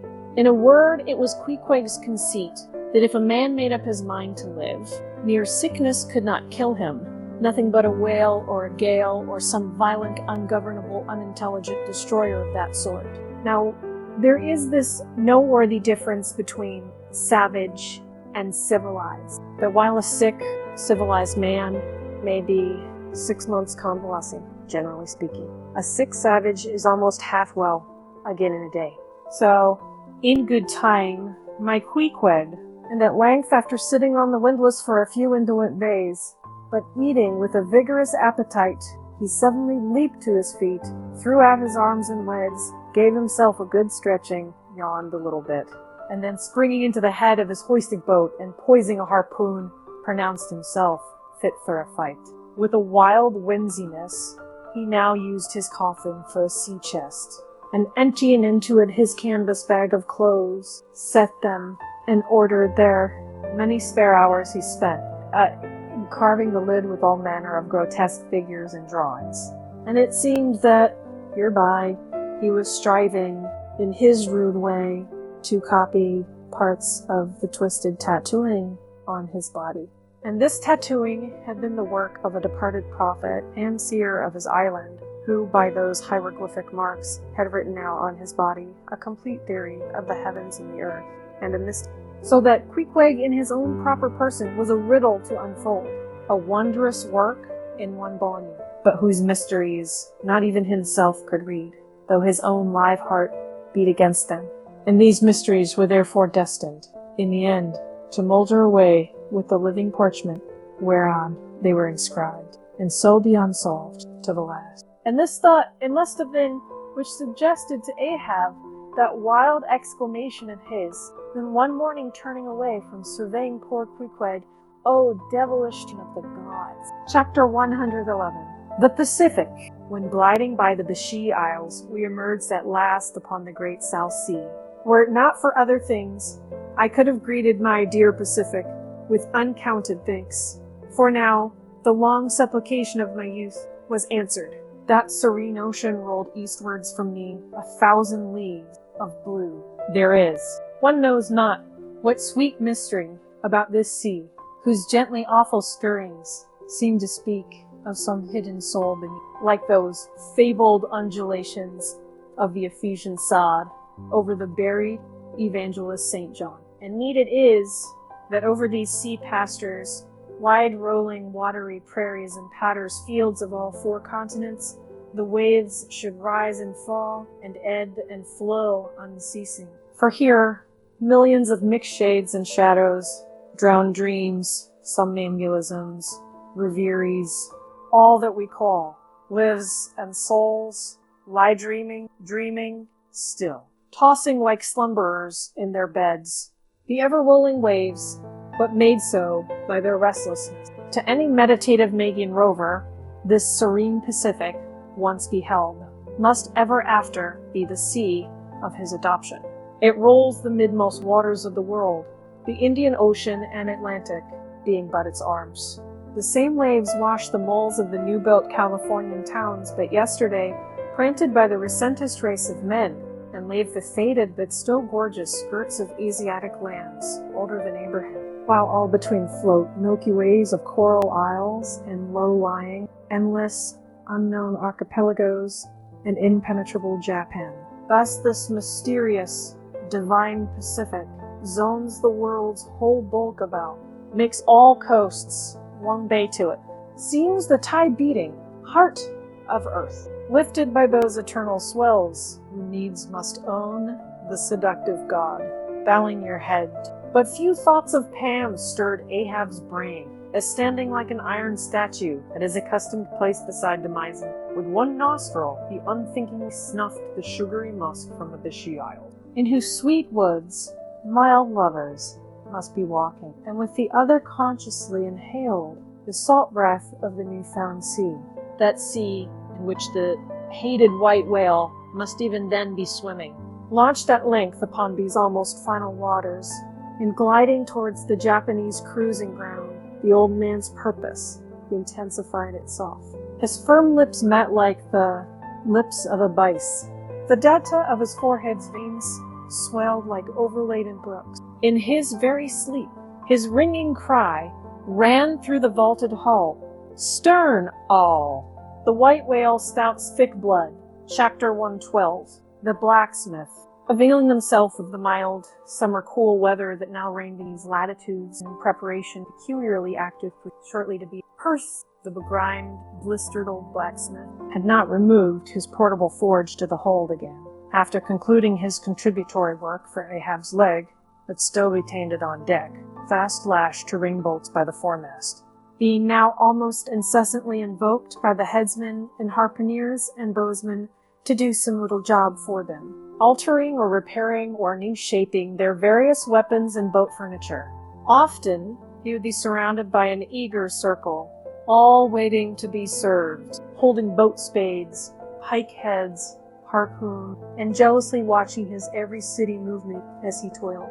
Nevertheless, this old man's was a patient hammer, wielded by a patient arm. No murmur, no impatience, no petulance did come from him. Silent, slow, and solemn, bowing over still further his chronically broken back, he toiled away, as if toil were life itself, and the heavy beating of his hammer, the heavy beating of his heart. And so it was most miserable. A peculiar walk in this old man, a certain slight but painful appearing gnawing in his gait, had at an early period of the voyage excited the curiosity into the importunity of their persistent questionings. He had finally given in. And so it came to pass that everyone now knew the shameful story of his wretched fate. Belated and not innocently, one bitter winter's midnight on the road running between 2 country towns, the blacksmith half stupidly felt the deadly numbness stealing over him, and sought refuge dilapidated by. Be as she was, the loss of the extremities of both feet. Out of this revelation, part by part, At last came out the 4 acts of the gladness, and the one long, and as yet uncatastrophed 5th act of the grief of his life's drama. He was an old man who, at the age of nearly 60, had postponedly encountered that thing, in sorrow's tectacles, called ruin. He had been an artisan of feigned excellence, and with plenty to do, owned a house and garden, embraced a youthful, daughter-like, loving wife, and 3 blithe, ruddy children. Every Sunday went to a cheerful-looking church, planted in a grove. But one night, under cover of darkness, and further concealed in a most cunning disguisement, a desperate burglar slid into his happy home and robbed them of everything. And darker yet to tell, the blacksmith himself did ignorantly conduct this burglar into his family's heart. It was the bottle conjured upon the opening of that fatal cork. Forth flew the fiend, and shriveled up his home. Now, for prudent, most wise, and economic reason, the blacksmith's shop was in the basement of his dwelling, but with a separate entrance to it, so that always had the young and loving healthy wife listen, with no unhappy nervousness, but with vigorous pleasure, to the stout ringing of her young-armed old husk hammer, whose reverberations, muffled by passing through the floors and walls, came up to her not unsweetly in her nursery. And so, to stout labor's iron lullaby, the blacksmith's infants were rocked to slumber. Oh, woe on woe! Oh, death! Why canst thou not sometimes be timely? Hadst thou taken this old blacksmith thyself ere his full ruin came upon him, then had the young widow had a delicious grief, and her orphans a truly venerable legendary sire to dream of in their after years, and all of them a care-killing competency. Source a challenges, not forget that but death plucked down some virtuous elder brother, on whose whistling daily toil solely hung the responsibilities of some other family, and left the worse than useless old man standing, till that hideous rod of life should make him easier to harvest. Why tell the whole? The blows of the basement hammer every day grew more and more bitter, and each blow every day grew fainter than the last. The wife sat frozen at the window, tearless eyed, glitteringly gazing into the weeping faces of her children. The bellows fell, the forge choked up with cinders. The house was sold. The mother dived down into the long churchyard grass. Her children twice followed her thither, and the houseless, familyless old man staggered off, a vagabond in crape, his every woe unreverenced, his gray head a scorn to flaxen curls. Death seems the only desirable seek for a career like this. But death is only a launching into the region of the strange untried. It is but the first salutation to the possibilities of the immense remote, the wild, the watery, the unshorn. Therefore, to the death-longing eyes of such men, full of laughter is the all-consuming, all-recent wonderful, and from the hearts of infinite Pacifics, the 1,000 mermaids sing to them, "Come hither, broken-hearted.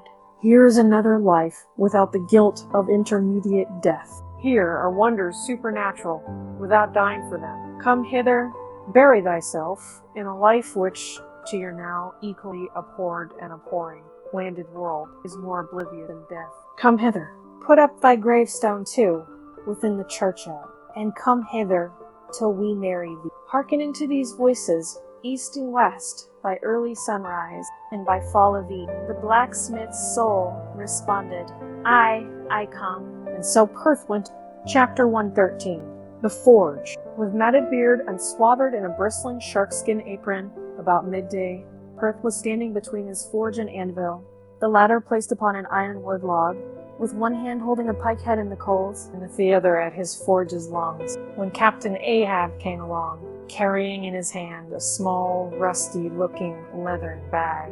While yet a little distance from the forge, moody Ahab paused, till at last Perth, withdrawing his iron from the fire, began hammering it upon the red mass, sending out the sparks in thick humming flights, some of which flew close to Ahab. "Are these thy mother Carrie's chickens, Perth? They are always flying in their wake. Birds of good omen, too, but not to all. Look here, they burn, but thou livest among them, the goddess scorch." "Because I am scorched all over, Captain Ahab," answered Perth, resting for a moment, and pass, scorching. Not easily canst thou scorch a scar. Well, well, no more. Thy shrunk voice sounds too calmly, sanely willful to me. In no paradise myself, and impatient of all misery, in others that is not mad. Thou shouldst go mad, blacksmith. Say, why dost thou not go mad? How canst thou endure, without being? Do the heavens yet hate thee, that thou canst not go mad? What wert thou making there? Welding an old pike-head, sir. There were seams and dents in it. And can thou make it all smooth again, blacksmith, after such hard usage as it had? I think so, sir. And I suppose thou canst smooth almost any— Never mind how hard the metal, blacksmith. Aye, sir, I think I can. All seams and dents but one. Look ye here then, cried Ahab, passionately advancing and leaning with both hands on Perth's shoulders. Here, can you smooth out a seam like this? Blacksmith, sweeping one hand across his ribbed brow. If thou couldst, blacksmith, glad enough would I lay my head upon thy anvil, and feel thy heaviest hammer between my eyes. Answer, canst thou smooth this seam? That's the one, sir. Said I not all seams and dents, but one? By planning it right down, my own black history's simple to those to around. But if it works in report, it's I, man. It is unsmoothable, for though thou only see it here in my flesh, it is worked down into the bone of my skull, and is all wrinkles. But away with child's play. No more gaffs and pikes today. Looky here, jingling the leathern bag as if it were full of gold coin. I too want a harpoon made, one that 1,000 yoke of feet could not part. Perth. Something that will stick in a whale like his own fin bone. There's the stuff, flinging the pouch upon the anvil. Look ye, blacksmith, these are the gathered nail stubs of the steel shoes of racing horses. Horseshoe stubs, sir. Why, Captain Ahab, thou hast here then the best and stubbornest stuff that we blacksmiths ever work. I know it, old man. These stubs will weld together like glue from the melted bones of murderers. Quick, forge me the harpoon. Forge me first 12 rods for its shank, then wind and twist, and hammer these 12 together like the yarns and strands of a tow line. Quick, I'll blow the fire. When at last the 12 rods were made, Ahab tried them, one, by spiraling with his own hand round a long, heavy iron bolt. A flaw. Rejecting the last one, work that over Perth, because this done, Perth was about to begin welding the 12 into one, when Ahab stayed his hand and said he would weld his own iron. As then, with regular gasping hands, he hammered on the anvil, Perth passing to him the glowing rods, one after the other, and the hard-pressed forge shooting up intense straight flame. The Parsee passed silently, and bowing over his head towards the fire, seemed invoking some curse or some blessing on the toil. But as Ahab looked up, he slid aside. And what's that bunch of lucifers dodging about there for? Muttered Stubb, looking on from the forecastle. That Parsee smells fire like a fusee, and smells of it himself, like a hot musket's powder pan. At last, the shank and one complete rod received its final heat, and as Perth, to temper it, plunged it all hissing into the cask of water nearby. The scalding steam shot up into Ahab's thin face. Would thou brand, Perth? Wincing for a moment with the pain. What have I been, but forging my own branding iron? Then, pray God, not that. Yet I fear something, Captain Ahab. Is not this harpoon for the white whale, for the white fiend, but now for the barbs? Thou must make them thyself, man. Here are my razors, the best of steel. Here, and make the barbs sharp as the needle sleek of the icy sea. For a moment, the old blacksmith eyed the razors as though he would fain not use them. Take them, man. I have no need for them. For I now neither shave, sup, nor pray till, but here to work. Fashioned at last into an arrowly shape and welded by Perth to the shank, the steel soon pointed the end of the iron. And as the blacksmith was about giving the barbs their final heat, prior to tempering them, he cried to Ahab to place the water cask. No, I'll water for that. I want it, of the true deaf temper. Ahoy there, Tashtego, Queequeg, Bagu. What say ye, pagans? Will ye give me as much blood as will cover this barb? Holding it high up, a cluster of dark nons replied, yes. 3 punctures were made in the heathen flesh, and the white whale's barbs were then tempered. Ego non baptizo te in nomine Patris, sed in nomine Diaboli. Deliriously howled Ahab, as the malignant iron scorchingly devoured the baptismal blood. Now, mustering the spare poles from below, and selecting one of hickory, with the bark still investing it, Ahab fitted the end to the socket of the iron. A coil of new tow line was then unwound, and some fathoms of it taken to the windlass, and stretched to a great tension, pressing his foot upon it, till the rope hummed like a harp string. Then eagerly bending over it, and seeing no stranding, Ahab exclaimed, good! And now, for the seasons. At one extremity, the rope was unstranded, and the separate spready arms were all braided and woven round the socket of the harpoon. The pole was then driven hard up into the socket from the lower end. The rope was traced halfway along the pole's length, and firmly secured so, with intertwistings of twine.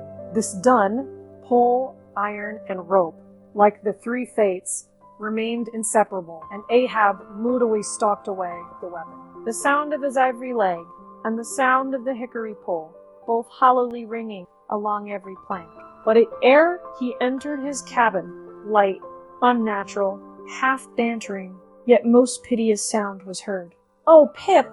Thy wretched laugh, thy idle, but unresting eye, all thy strange mummeries not unmeaningly blended with the black tragedy of the melancholy ship, and mocked it.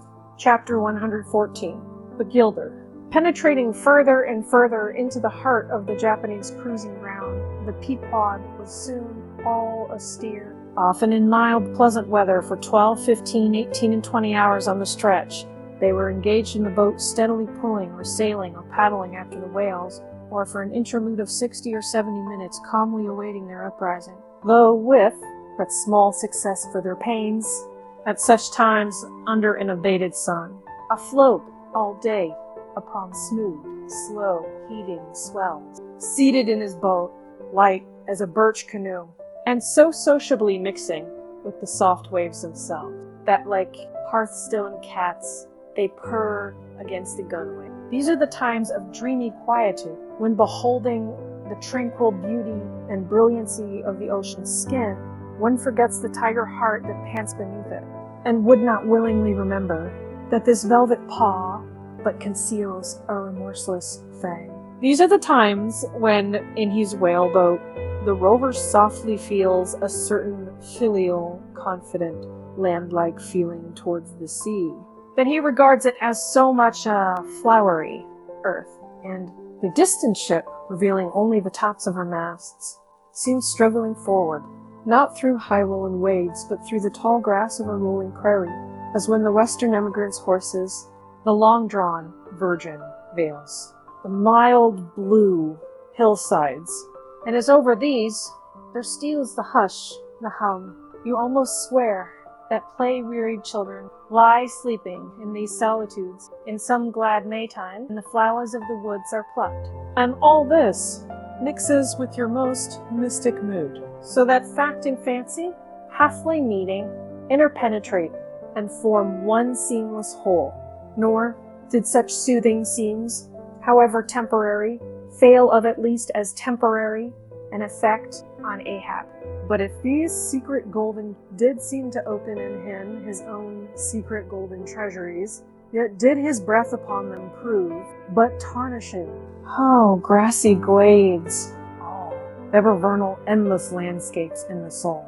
In ye, though long, parched by the dead drought of the earthy life, in men yet may roll like young horses in new morning clover, and for some few fleeting moments feel the cool dew of the life immortal on them. Would to God these blessed calms would last, but the mingling threads of life are woven by warp and woof. Calms cross thy storms, a storm for every calm. There is no steady, unretracing progress in this life. We do not advance through fixed gradations, and at the last one pause, through infancy's unconscious spell, boyhood's thoughtless faith, adolescence doubt, the common doom, then skepticism, then disbelief, resting at last in manhood's pondering repose of it. But once gone through, we trace the round again, and are infants, boys, and men, and ifs eternally. Where lies the final harbor, whence we unmoor no more? In what rapt ether sails the world of which the weariest will never weary? Where is the foundling's father heading? Our souls are like those orphans whose unwedded mothers die in bearing them. The secret of our paternity lies in their grave, and we must there to learn it. And that same day, too, gazing far down from his boat's side into that same golden sea, Starbuck lowly murmured, loveliness unfathomable, as ever lover saw in his young bride's eye. Tell me not of thy teeth-tiered sharks and thy kidnapping cannibal ways. Let faith oust fact. Let fancy oust memory. I look deep down and do believe. And Stubb, fish-like, with sparkling scales, leaped up in that same golden light. I and Stubb has his history. But here Stubb takes oaths that he has always been jolly. Chapter 115. The Pequod meets the Bachelor, and jolly enough were the sights and the sounds that came bearing down before the wind some few weeks after Ahab's harpoon had been welded. It was a Nantucket ship, the Bachelor, which had just wedged in her last cask of oil and bolted down her bursting hatches. And now, in glad holiday apparel, was joyously, though somewhat vaingloriously, sailing round among the widely separated ships on the ground, previous to pointing her prow for home. The 3 men at her masthead wore long streamers of narrow red bunting at their hats.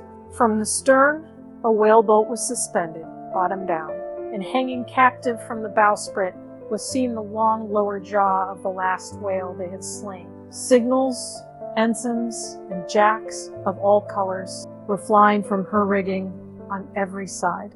Sideways lashed in each of her 3 basketed tops were 2 barrels of sperm, above which, in her topmast crosstree, he saw slender breaker and precious. And nailed to her main truck was a brazen lamp.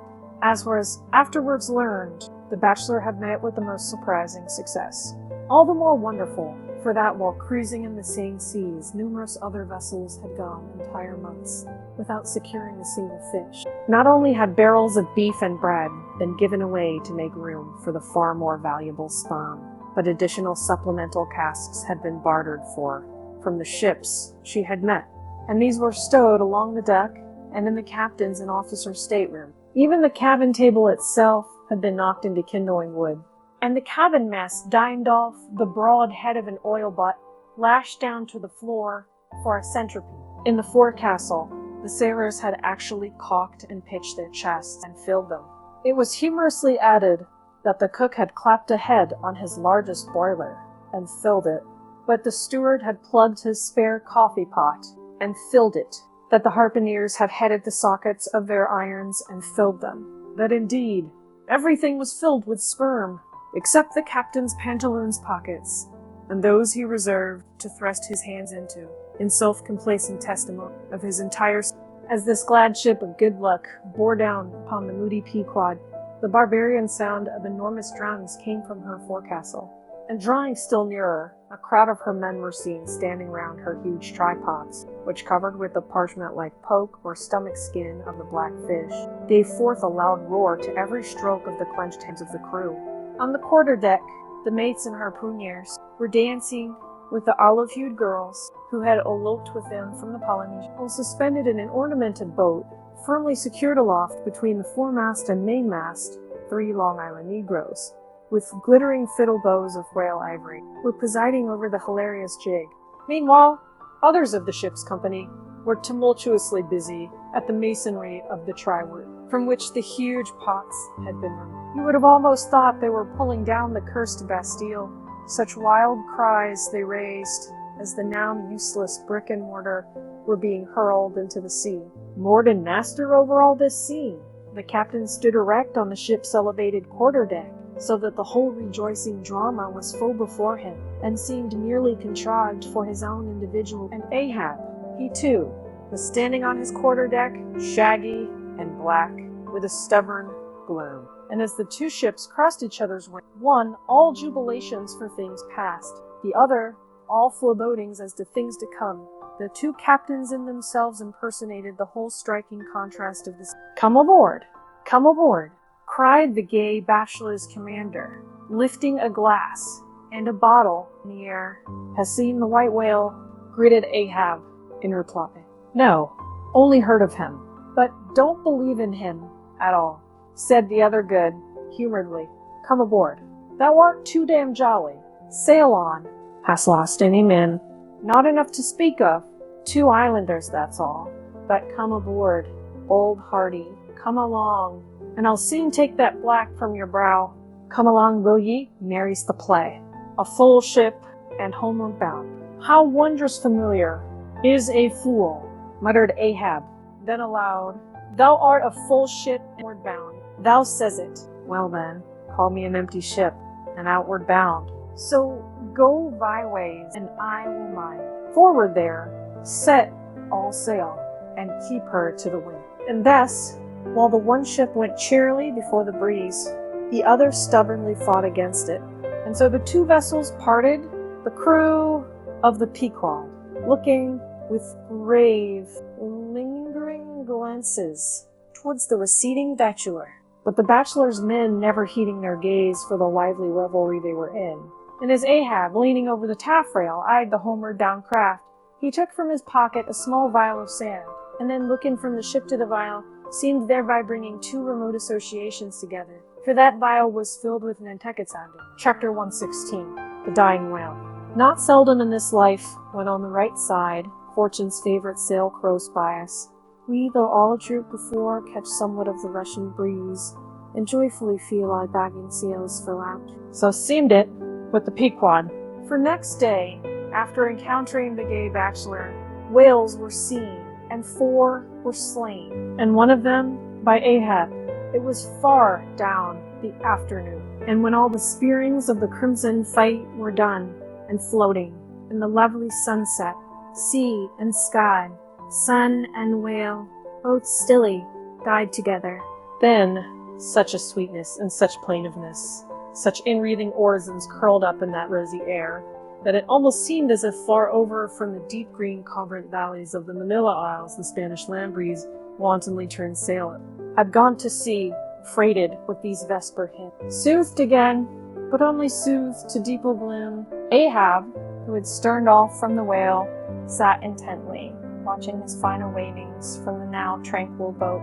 For that strange spectacle, observable in all sperm whales dying, the turning sunwards of the head and so expiring, that strange spectacle, beheld of such a placid evening, somehow to Ahab conveyed a wondrousness unknown before. He turns and turns him to it, how slowly, but how steadfastly, his homage rendering and invoking brow, with his last dying.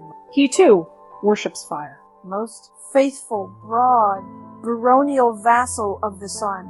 Oh, that these two favoring eyes should see these two favoring sights. Look, here, far waterlocked, beyond all hum of human wheel or wall, in these most candid and impartial seas, where to tradition no rocks furnish tablets, where for long Chinese ages the billows have still rolled unspeechless and unspoken to, as stars that shine upon the Niger's unknown source. Here too, life dies sunwards full of faith. But see, no sooner dead than death whirls round the corpse, and it heads some other way. O thou dark King Dew, half of nature, who of drowned bones has builded by separate thrones somewhere in the heart of these unverdured seas. Thou art an infidel, thou quite truly speakest, in the wide slaughtering typhoon and the hushed burial of its after call. Nor has this thy whale sunwards turned his dying head, and then gone round again, without a lesson to trebly hooped and welded hip, high aspiring rainbow jet, that once strived, this one jettest all in vain. In vain, O whale, dost thou seek intercedings with yon all-quickening sun, that only calls forth life, but gives it not again? Yet dost thou, darker half, rock me with the prouder, if a darker faith, and all thy unnameable imminglings float beneath me here. I am buoyed by breaths of once living things, exhaled as air, but water now. Then hail, forever hail, O sea, in whose eternal tossings the wild fowl finds his only rest, born of earth, yet suckled by the sea. Though hill and valley mothered me, ye billows are my foster brothers. Chapter 117. The Whale Watch. The 4 whales slain that evening had died wide apart, one far to windward, one less distant to leeward, one ahead, one astern. These last 3 were brought alongside ere nightfall, but the windward one could not be reached till morning, and the boat that had killed it lay by its side all night. And that boat was Ahab's, the waif pole thrust upright into the dead whale's spout hole, and the lantern hanging from its top cast a troubled flickering glare upon the black glossy back, and far out upon the midnight waves, which gently chafed the whale's broad flank, like soft surf upon a beach. Ahab and all his boat's crew seemed asleep, but the Parsee, who crouching in the bow, sat watching the sharks that spectrally played round the whale and tapped the light cedar planks with their tails, a sound like the moaning in squadrons over asphaltites of unforgiven ghosts of Gomorrah, ran shuddering through the air. Started from his slumbers Ahab face to face, saw the Parsee, and, hooped round by the gloom of the night, they seemed the last men in a flooded world. I have dreamed it again, said he, of the hearses. Have I not said, old man, that neither hearse nor coffin can be thine? And who are hearse that die on the sea? But I said, old man, that ere thou couldst die on this voyage, 2 hearses must verily be seen by thee on the sea. The first, not made by mortal hands, and the visible wood of the last one must be grown in America. Strange sight that Parsee, a hearse, plumes floating over the ocean, with the waves for the pallbearer. Such a sight we shall not soon see. Believe it or not, thou canst not die till it be seen, old man. And what was that saying about thyself? Though it come to the last, I shall still go before thee thy pilot. And when thou art so gone before, if that ever befall, then ere I can follow, thou must still appear to me, to pilot me still, is it not? So, well, then, did I believe all you say, O my pilot? I have here 2 pledges, that I shall yet slay Moby-Dick, and survive it. Take another pledge, old man, said the Parsee, as his eyes lighted up like fireflies in the gloom. Hemp only kill thee. The gallows, ye mean.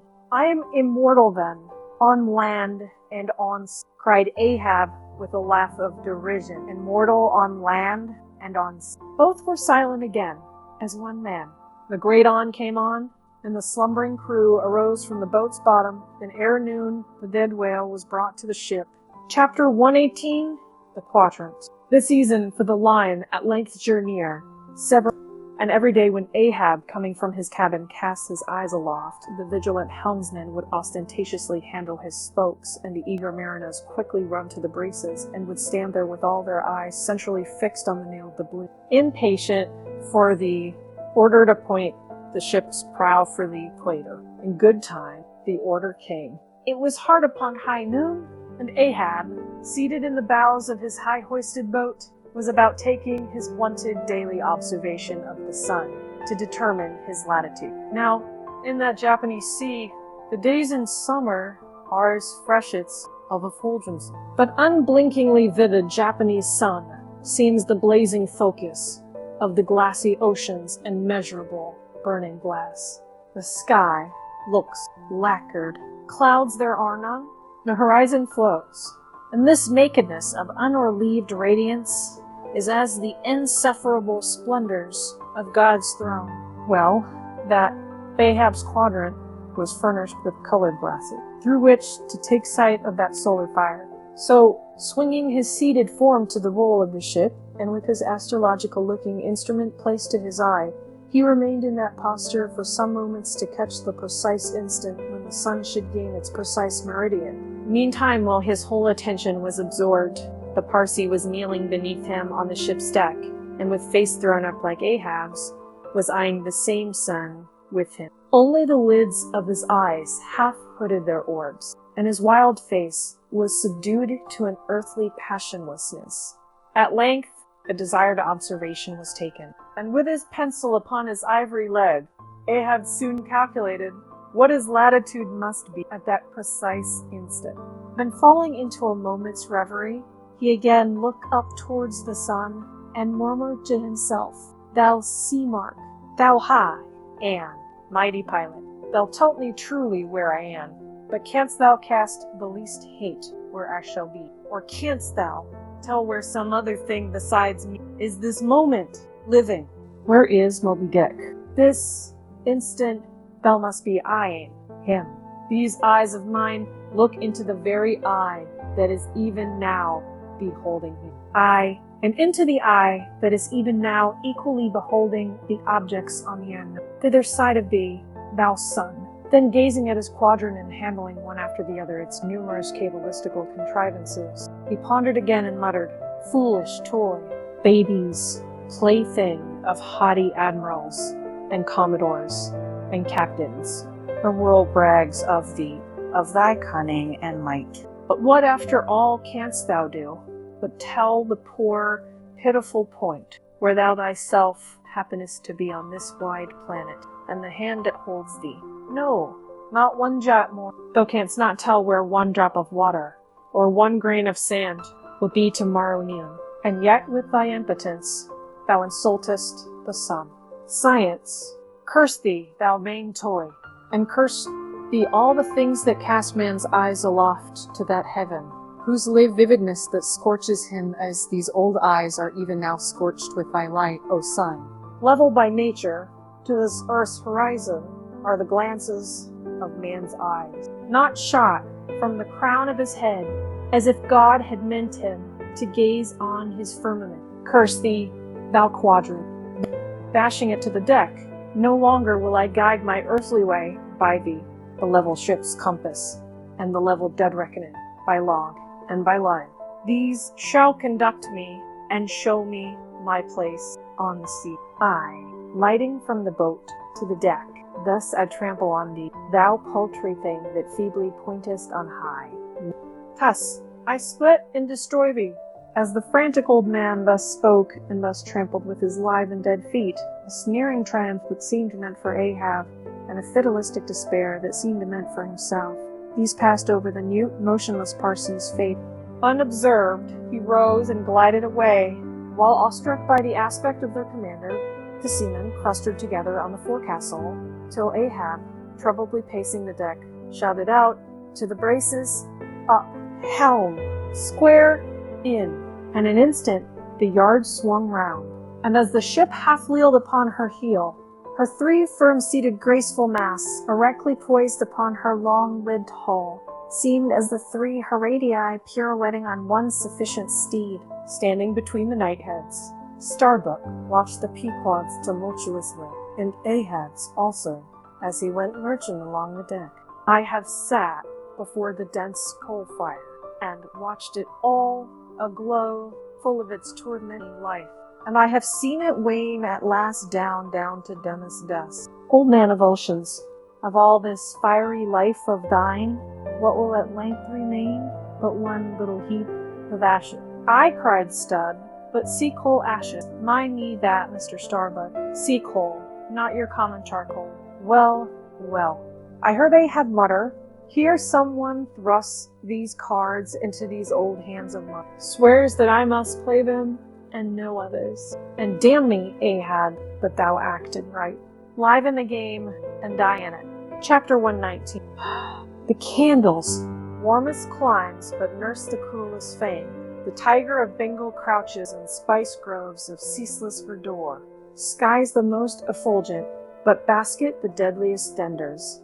Gorgeous Kiva, knows tornadoes that never swept tame northern lands. So too, it is that in these resplendent Japanese seas, the mariner encounters the direst of all storms, the typhoon. It will sometimes burst from out that cloudless sky like an exploding bomb upon a dazed and sleepy. Towards evening of that day, the Pequod was torn of her canvas, and bare-poled was left to fight a typhoon, which had struck her directly ahead.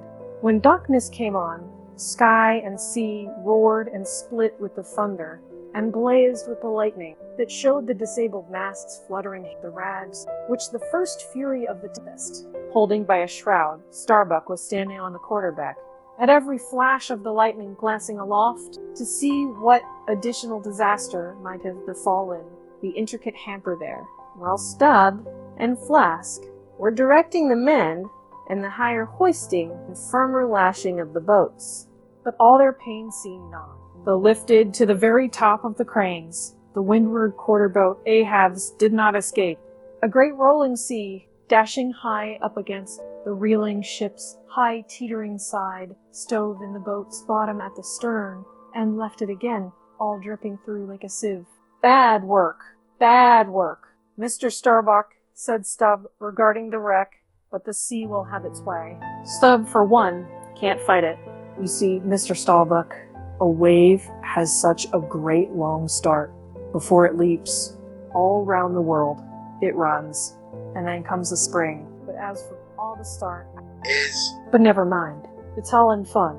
So the old song says, sings, jolly is the gale, and the joker is the whale, a flourishing his tail. Such a funny, sporty, gamey, jesty, jokey, hokey, pokey ride is the ocean. Oh, the scud, all a-flying, that's his flip only foamin'. When he stirs in the spicin', such a funny, sporty, gamey, jesty, jokey, hokey-pokey lad is the ocean. Oh, thunder splits the ships, but he only smacks his lips, the tastin' of this flip. Such a funny, sporty, gamey, jesty, jokey, pokey-pokey lad is the ocean. Avast Stubb, cried Starbuck, let the typhoon seem, strike his harp here in our ring. But if thou art a brave man, thou wilt hold thy peace. But I am not a brave man. Never said there was a brave man. I'm a coward. When I sing to keep up my spirits, and I tell you what it is, Mr. Starbuck, there's no way to stop my singing in this world but to cut my throat.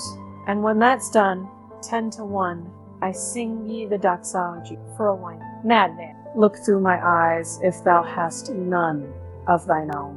What? How can you see better of a dark night than anybody else? Never mind how foolish. Here, cried Starbuck, seizing Stubb by the shoulder and pointing his hand towards the weather bow. Markest thou not that the gale comes from the eastward? The very course Ahab is to run for MOBY-Dick. A very course he swung to this day, noon. Now mark his boat there. Where is that stove? In the stern sheets, where he is wont to stand, his standpoint as stove man. Now jump overboard and sin the way, if thou must. I don't half understanding what's in the wind. Yes, round the Cape of Good Hope is the shortest way to Nantucket, soliloquized Starbuck suddenly, heedless of Stubb's question. The gale that now hammers at us to save us, we can turn it into a fair wind that will drive us towards home. Yonder, to windward, all is blackness of doom, but to leeward, homeward, I see it lightens up there, but not with the lightning.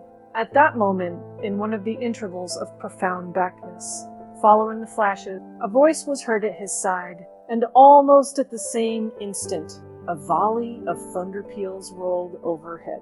Who's there?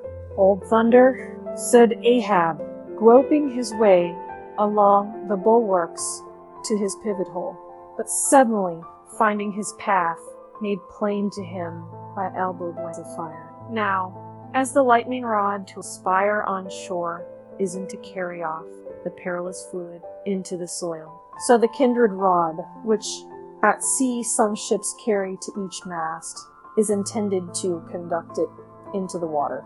But as this conductor must descend to considerable depth, at its end they avoid all contact with the hull.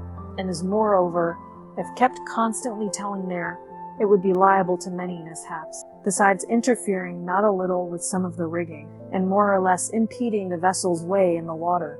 Because of all this, the lower parts of a ship's lightning rods are not always overboard, but are generally made in long slender lengths, so as to be the more readily hauled up at aims outside, or thrown down into the sea, as occasion the rods. Then we would be seeing those rocks, cried Starbuck to the crew, suddenly admonished to vigilance by the vivid lightning that had just been darting flambeau to light Ahab to his post. Are they overboard? Drop them over fore and aft. Avast, cried Ahab.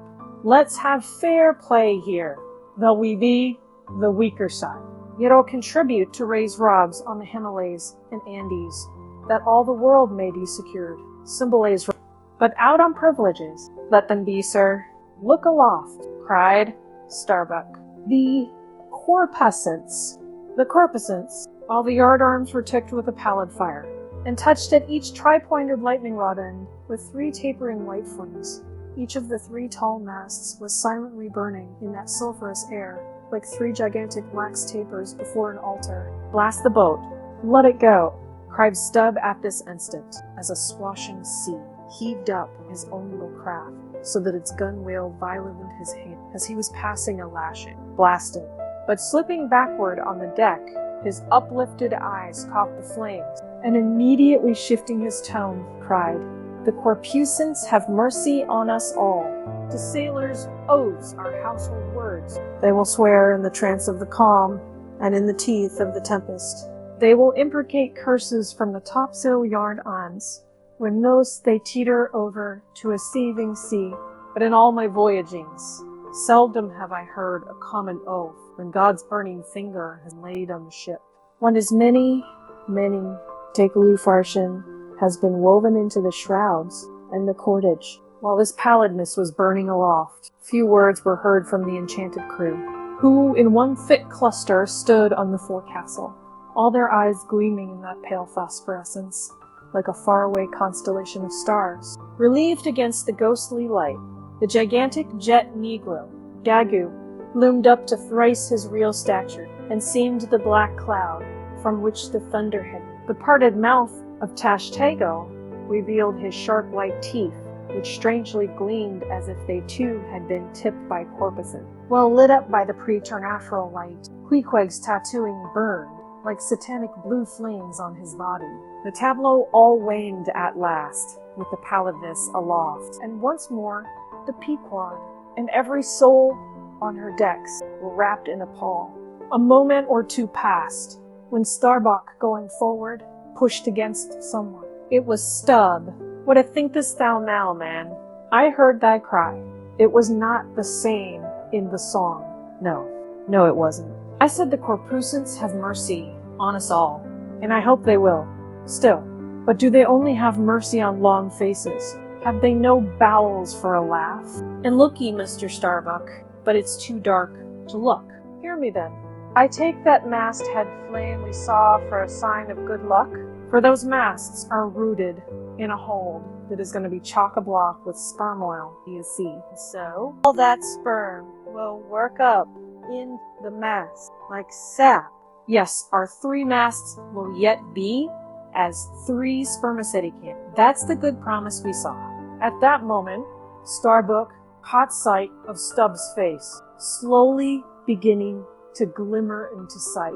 Glancing upwards, he cried, "See, see." And once more the high tapering flames were beheld with what seemed redoubled supernaturalness in their pallor. "The corpusants have mercy on us all," cried Stubb again.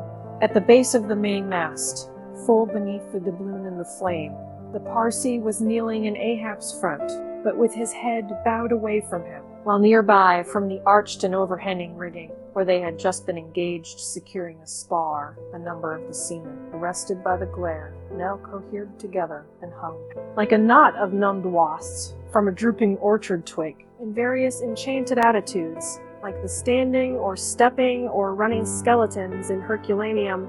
Others remained rooted to the deck, all their eyes upcast. "Aye, men," cried Ahab. "Look up at it. Mark it well. The white flame, but lights the way to the white whale. Hand me those mainmast links there, and I would feel this pulse, and let mine beat against it. Blood against fire, born. So, then turning, the last link held fast in his left hand, he put his foot upon the Parsi, and with fixed upward eye and high-flung right arm, he stood erect before the lofty, tri-pointed trinity of flames. Oh, thou clear spirit of clear fire, whom on these seas I as Persian once did worship, till in the sacramental act so burned by thee, that to this hour I bear this God. I now know, thou clear spirit, and I now know that thy right worship is defiance. To neither love nor reverence wilt thou be kind, and e'en for hate thou canst but kill, and all are killed.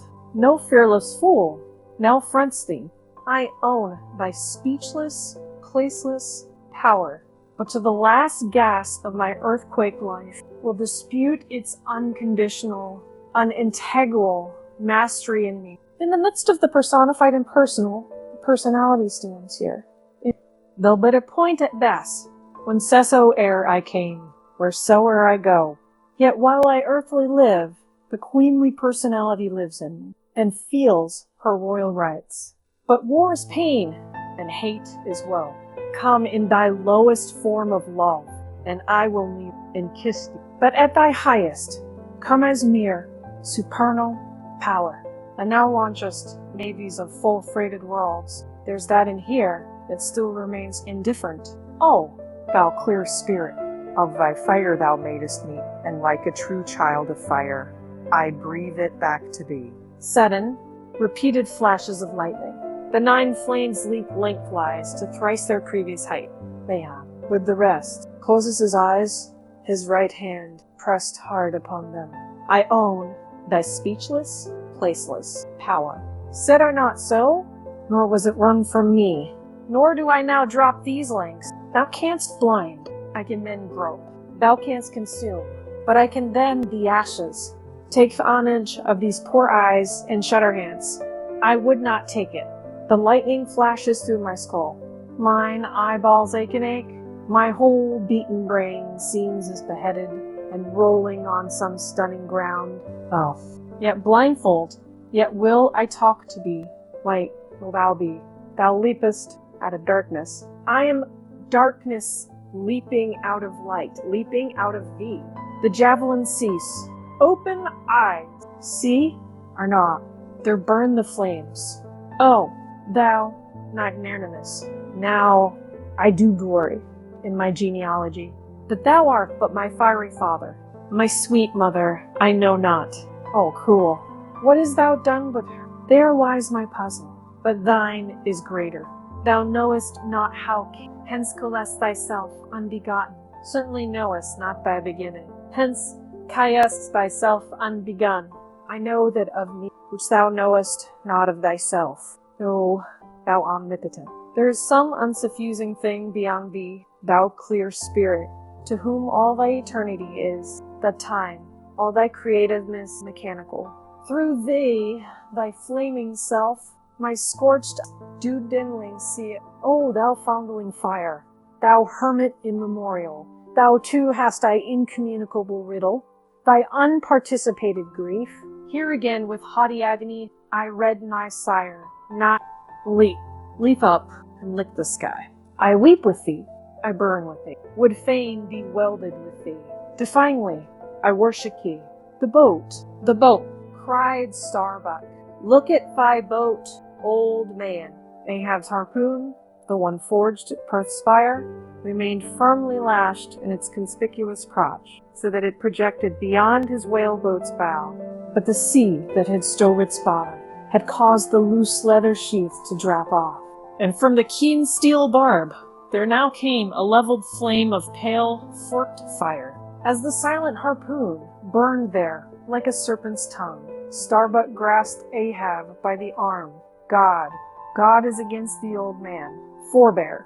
'Tis an ill voyage, ill begun, ill continued. Let me square the yards while we may, old man, and make a fair wind of it homewards. to go on a better voyage than this. Overhearing Starbuck, the panic-stricken crew instantly ran to the braces, though not a sail was left aloft. For the moment, all the Agadsmate spots seemed theirs.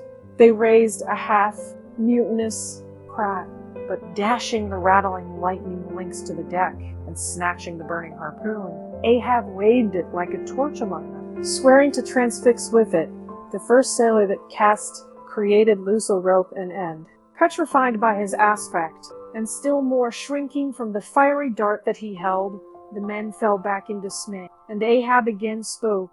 All your oaths to hunt the white whale are as binding as mine, and heart, soul, and body, lungs, and life, old Ahab is bound.